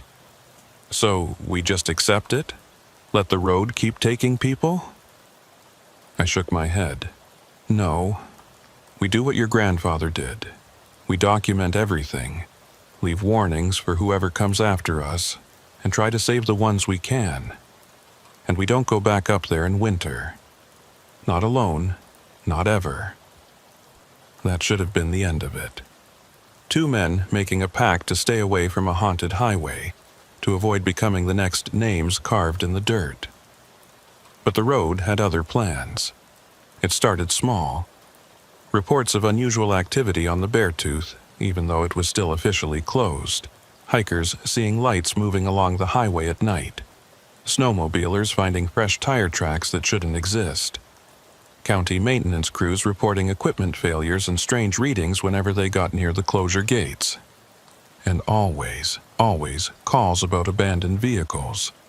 Trucks and cars sitting on the closed highway, engines running, doors open, no signs of occupants. Local sheriff's department responded to the first few, found nothing unusual, and eventually stopped going up there. Too dangerous, they said. Too much risk for what was probably just teenagers playing pranks. But I knew better. The road was advertising, sending out lures, creating situations that demanded a response. Trying to draw in the next patrol car, the next well-meaning trooper who'd see those lights and feel obligated to investigate. I warned Lieutenant Brask, told him in the most professional terms I could manage that winter patrols of the closed Beartooth should be suspended indefinitely. He listened, looked at the pattern of reports I'd compiled, and agreed to limit access. Only essential maintenance, he said, and only in daylight with multiple units. No one goes up there alone. It was a good policy, a smart policy. It should have kept people safe.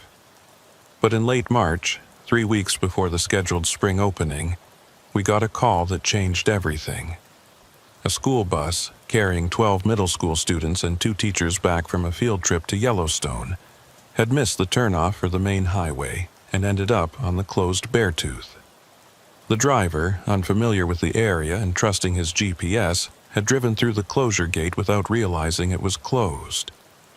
Now they were stuck, approximately 10 miles up the mountain, with a bus that wouldn't start and no cell phone service. The call came from the teacher's satellite phone, and it was frantic. "We're freezing up here. The bus heater died when the engine quit. We've got kids in spring jackets, no survival gear, and it's starting to snow. We need help immediately." Lieutenant Brask assembled a response team. 2 patrol cars, a county maintenance truck with a generator and heaters, and a paramedic unit. He looked at me when assigning positions. "Culpepper, I know you've got issues with this highway, but we need experienced people up there, and you know that road better than anyone. Can you handle it?" I wanted to say no. Wanted to cite policy, cite safety concerns, cite anything that would keep me off that mountain. But there were 12 kids up there, scared and cold and completely unaware of what they'd driven into. "I'll go," I said. "But I want Trooper Millard with me, and I want everyone on the same radio frequency. No one goes more than visual distance from another unit." Brask agreed, and within 20 minutes we were rolling. The convoy moved up the mountain in tight formation, maintaining constant radio contact. The weather was deteriorating fast, spring snow that shouldn't have been this heavy, visibility dropping to dangerous levels. We passed the closure gate and continued up, following the tracks the bus had left in the fresh snow. At mile marker 8, Trooper Millard, who was riding with me, pointed ahead. "There, I see the bus." It was parked sideways across the road, emergency flashers on, windows fogged with condensation.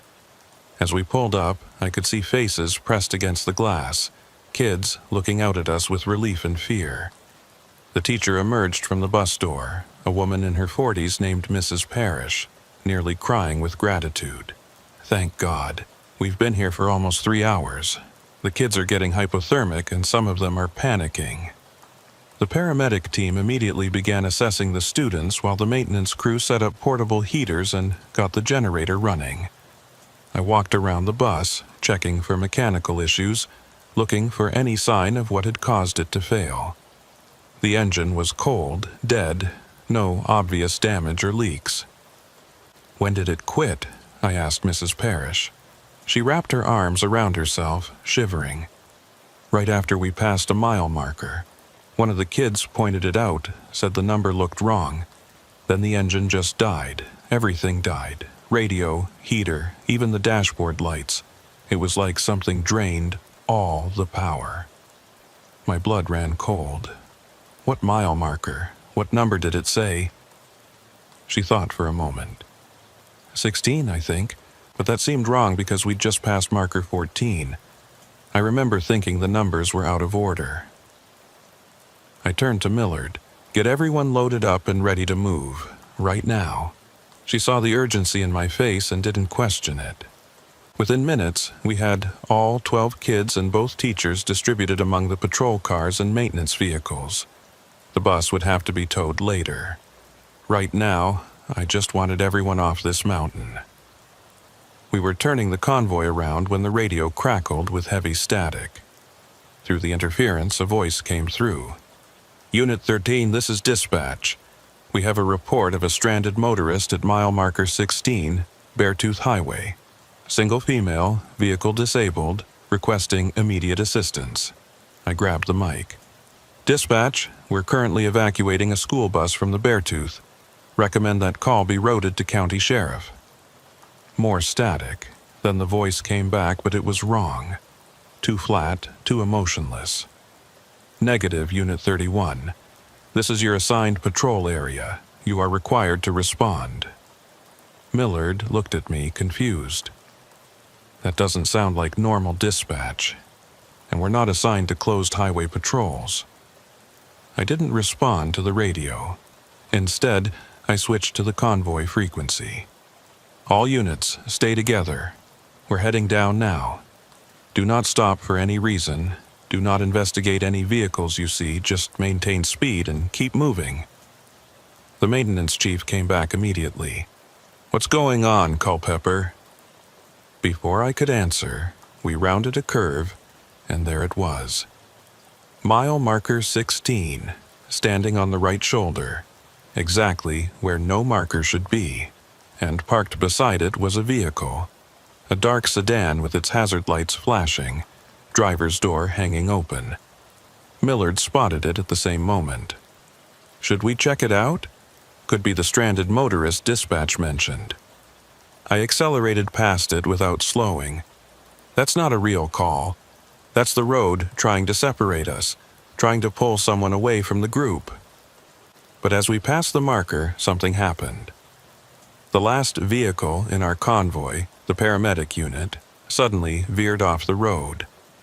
I watched in my rearview mirror as it pulled up behind the dark sedan and stopped.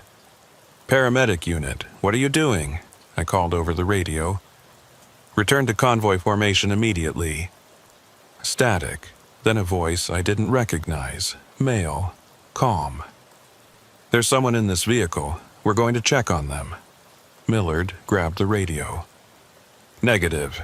Get back in your vehicle and return to convoy." But they were already getting out. Two paramedics I'd worked with before, both experienced professionals. They approached the dark sedan, flashlights out, following proper procedure. And as they reached the driver's door, something inside moved. I slammed on the brakes and put the cruiser in reverse. All units, stop. We have personnel investigating a vehicle. I'm going back for them. But Trooper Hardesty, driving the second patrol car with half the students, grabbed his radio. "Culpepper, we need to get these kids down. We can't stop here." He was right. We had 12 scared children and 2 teachers who had no idea what was happening. The responsible thing was to get them to safety. But I couldn't leave 2 paramedics behind. Couldn't let them become names carved in dirt. "Continue down the mountain," I ordered. "Get the kids to the base. Millard and I will retrieve the paramedics and follow." Hardesty didn't argue. The convoy continued down, while Millard and I backed up toward the dark sedan.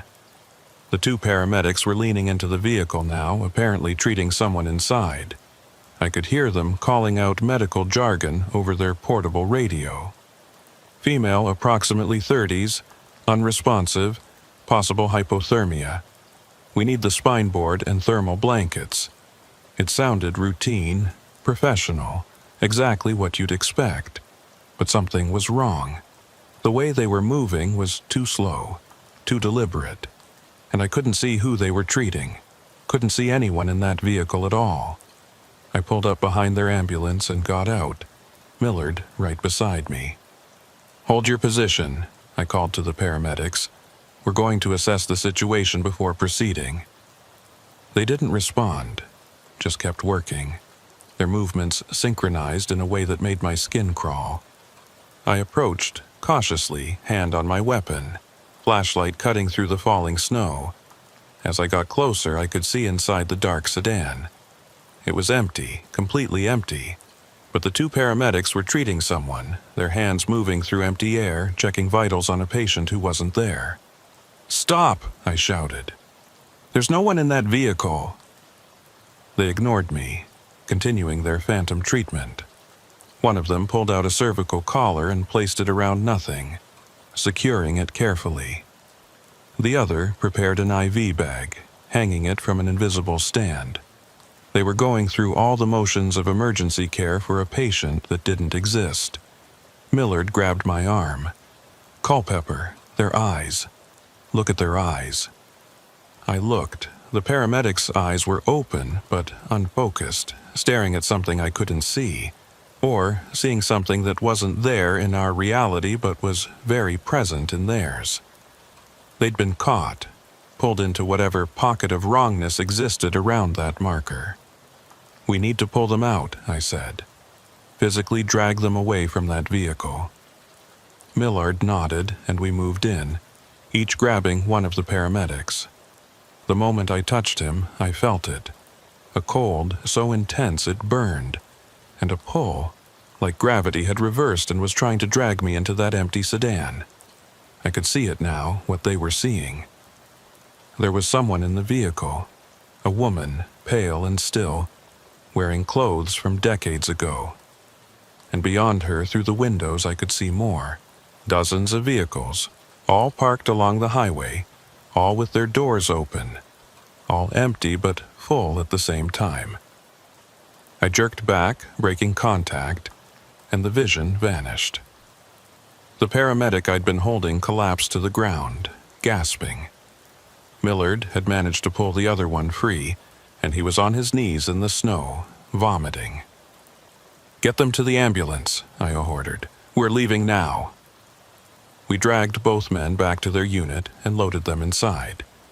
They were conscious but disoriented, babbling about patients they needed to treat, people waiting for help. I climbed into the driver's seat of the ambulance while Millard brought our cruiser. The keys were still in the ignition, and the engine started immediately. As I put it in gear, I looked back at the dark sedan one more time. The driver's door was closing, slowly, deliberately, pulled shut by invisible hands. And standing beside the vehicle now was a woman.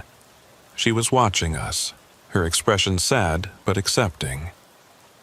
As we drove away, I saw her turn and walk toward the mile marker, her footsteps leaving no prints in the snow. She reached the sign, placed one hand on it, and simply vanished, absorbed into the metal like water into sand. We made it down the mountain without further incident.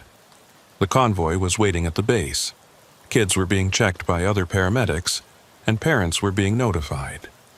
The 2 paramedics we'd pulled away from that sedan were transported to the hospital for evaluation. Both recovered physically, but neither could explain what had happened. They remembered stopping to help, remembered treating a patient, but couldn't describe who it was or what injuries they were addressing. After a week of observation, they were released with instructions to follow up with mental health services. Lieutenant Brask called me into his office the day after. He didn't say anything at first, just pulled out a bottle of whiskey and 2 glasses. We drank in silence for a few minutes before he finally spoke. I've been doing this job for 28 years, seen a lot of weird stuff, a lot of things that don't add up. But what you described in your report, what those paramedics can't remember, what we keep finding on that highway. He trailed off, staring at his glass. I'm recommending that the Beartooth remain closed indefinitely for winter patrols. Emergency calls only, and only with full team response. No single units, no independent investigation. That won't be enough, I said. The road will find ways to separate people, to create situations that demand response. It's been doing it for 90 years. Brask nodded slowly. Then we adapt. We train our people to recognize the signs, to question calls that seem wrong, to never trust what they see up there in winter. It's the best we can do. He finished his whiskey and looked at me seriously. You did good work up there, Culpepper. Saved those kids, saved those paramedics, but I'm taking you off Beartooth Patrol. You've seen too much, and the next time might not end as well. I should have felt relief. Should have been grateful for the reassignment. But instead, I felt only dread, because I knew it didn't matter where Brask assigned me. The road had marked me, claimed me, added me to its pattern, and sooner or later, it would call me back. The dreams continued every night. Sometimes I was driving the highway, seeing those markers repeat endlessly. Sometimes I was standing beside one of them, watching other patrol cars drive past, trying to warn them, but making no sound. And sometimes I was carved into the dirt myself, my name added to the list of those who'd been taken. It's been 6 months since that rescue. 6 months since I last set foot on the Beartooth Highway.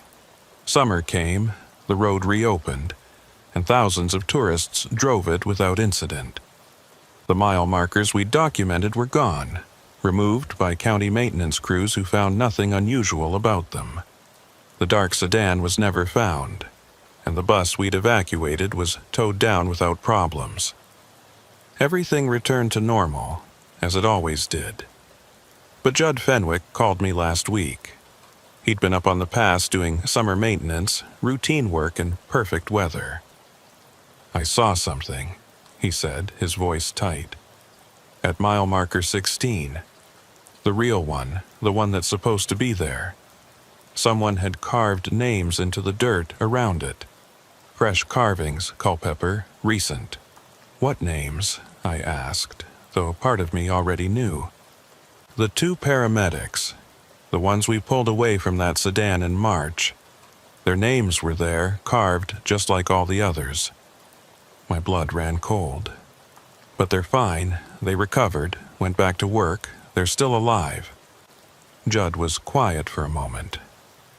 Are they? Or are they like my grandfather? Going through the motions, working their shifts, living their lives, but already marked? Already part of the pattern?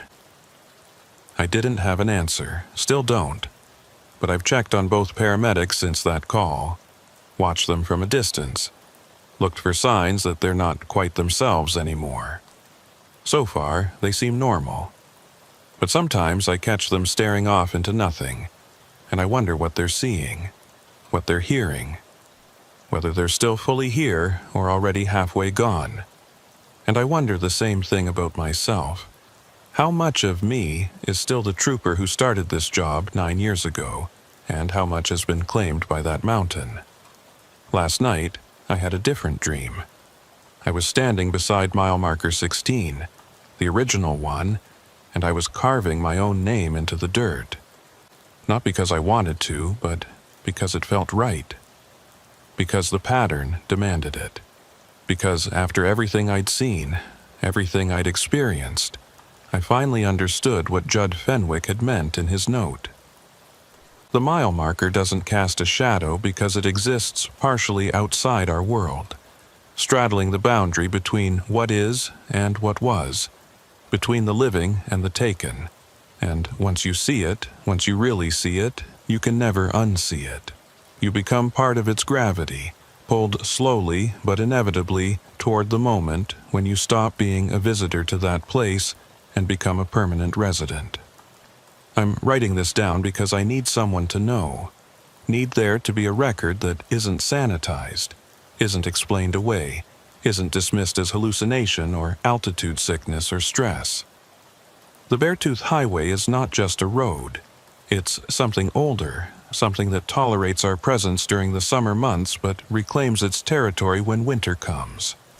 And it takes payment for the trespass. 3 names a year carved in dirt, absorbed into the pattern. Sometimes it takes them quickly, a single winter storm, a moment of disorientation, gone. Other times it's slower, marking them first, letting them live out their days knowing that eventually, when the timing is right, they'll be called back. I don't know which category I fall into. Don't know if I'll disappear this winter or 20 winters from now. But I know it's coming. I can feel it in my bones, in my dreams, in the way shadows sometimes fall wrong, and temperatures drop without warning. The road is patient. It has all the time in the world. And I have whatever time it decides to give me.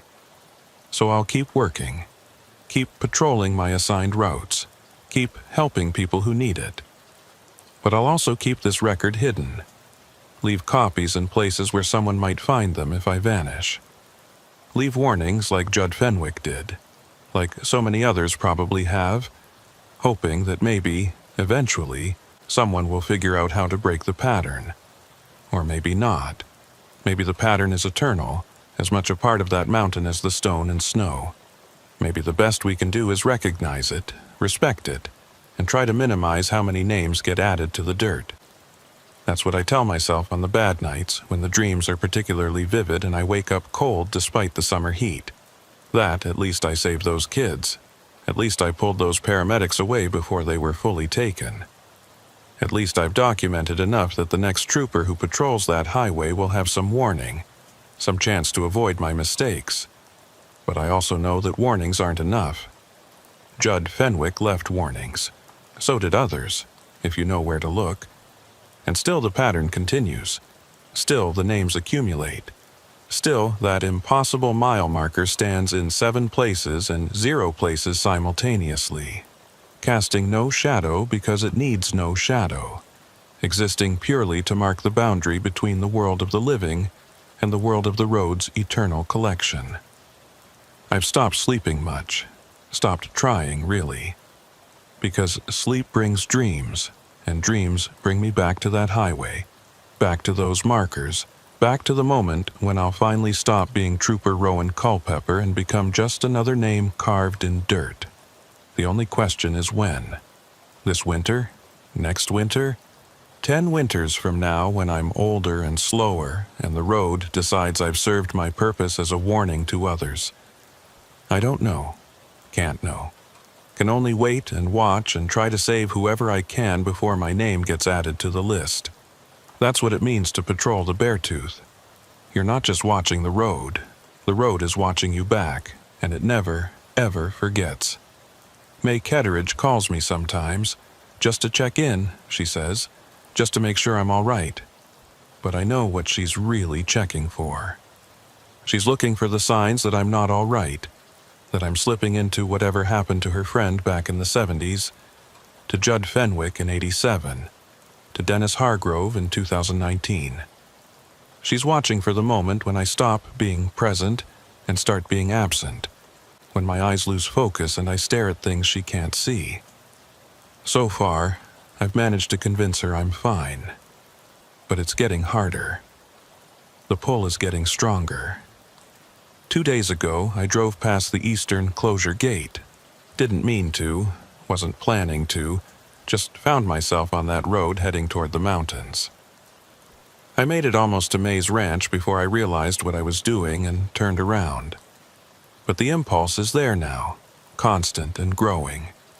The road wants me back, wants me to see those markers one more time, wants me to cross that boundary and join the others who walk the pattern. And the terrifying part is that some mornings, I want to go. Want to stop fighting, stop worrying, stop carrying this weight. Want to just drive up there. Find that mile marker that doesn't cast a shadow, and finally understand what it all means. But not yet. Not while there are still people who might drive that highway, still kids who might get stranded, still paramedics who might stop to help phantom patients. Not while I can still make a difference, still save someone from the fate that's waiting for me. I'll fight it as long as I can, document what I know, warn whoever will listen. And when I finally can't fight anymore, when the pull becomes too strong and I find myself driving up that mountain one last time, I hope someone finds this record. Hope they read it and understand that the warnings are real. The danger is real, and the pattern is still repeating. The Beartooth Highway doesn't need patrol in winter. It needs to be left alone, respected for what it is, given the space to exist without interference. But we're humans with badges and responsibilities and an instinct to help people in trouble. So, we'll keep going up there, keep responding to calls, keep trying to save the ones the road wants to take. And the road will keep adding names to its collection, patient and eternal and utterly indifferent to our efforts. That's the truth no report will ever capture, no investigation will ever prove. Some places are older than our understanding, stranger than our categories, and hungrier than our capability to satisfy.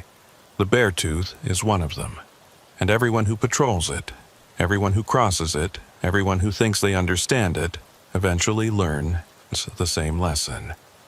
The mile marker doesn't cast a shadow because it doesn't need to.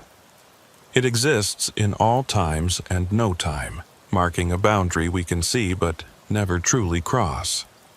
At least, not while we're still counting ourselves among the living. I am Trooper Rowan Culpepper, Montana Highway Patrol, Badge 4157, 9 years of service. And I'm writing this in case I don't make it to year 10. In case the road calls me back before I'm ready, before I've said everything that needs saying. If you're reading this, if you're investigating my disappearance or finding my vehicle abandoned on a closed highway in winter, know that I fought it as long as I could. Know that the warnings in this document are real, earned through experience and terror and nights without sleep. And know that if you're a trooper, if you're assigned to patrol that highway, you need to be ready. Not just for weather and accidents and routine traffic stops, but for something much older, much stranger, and much more patient than anything in your training manual. The mile marker doesn't cast a shadow. When you see it, you'll understand, but by then, it might already be too late.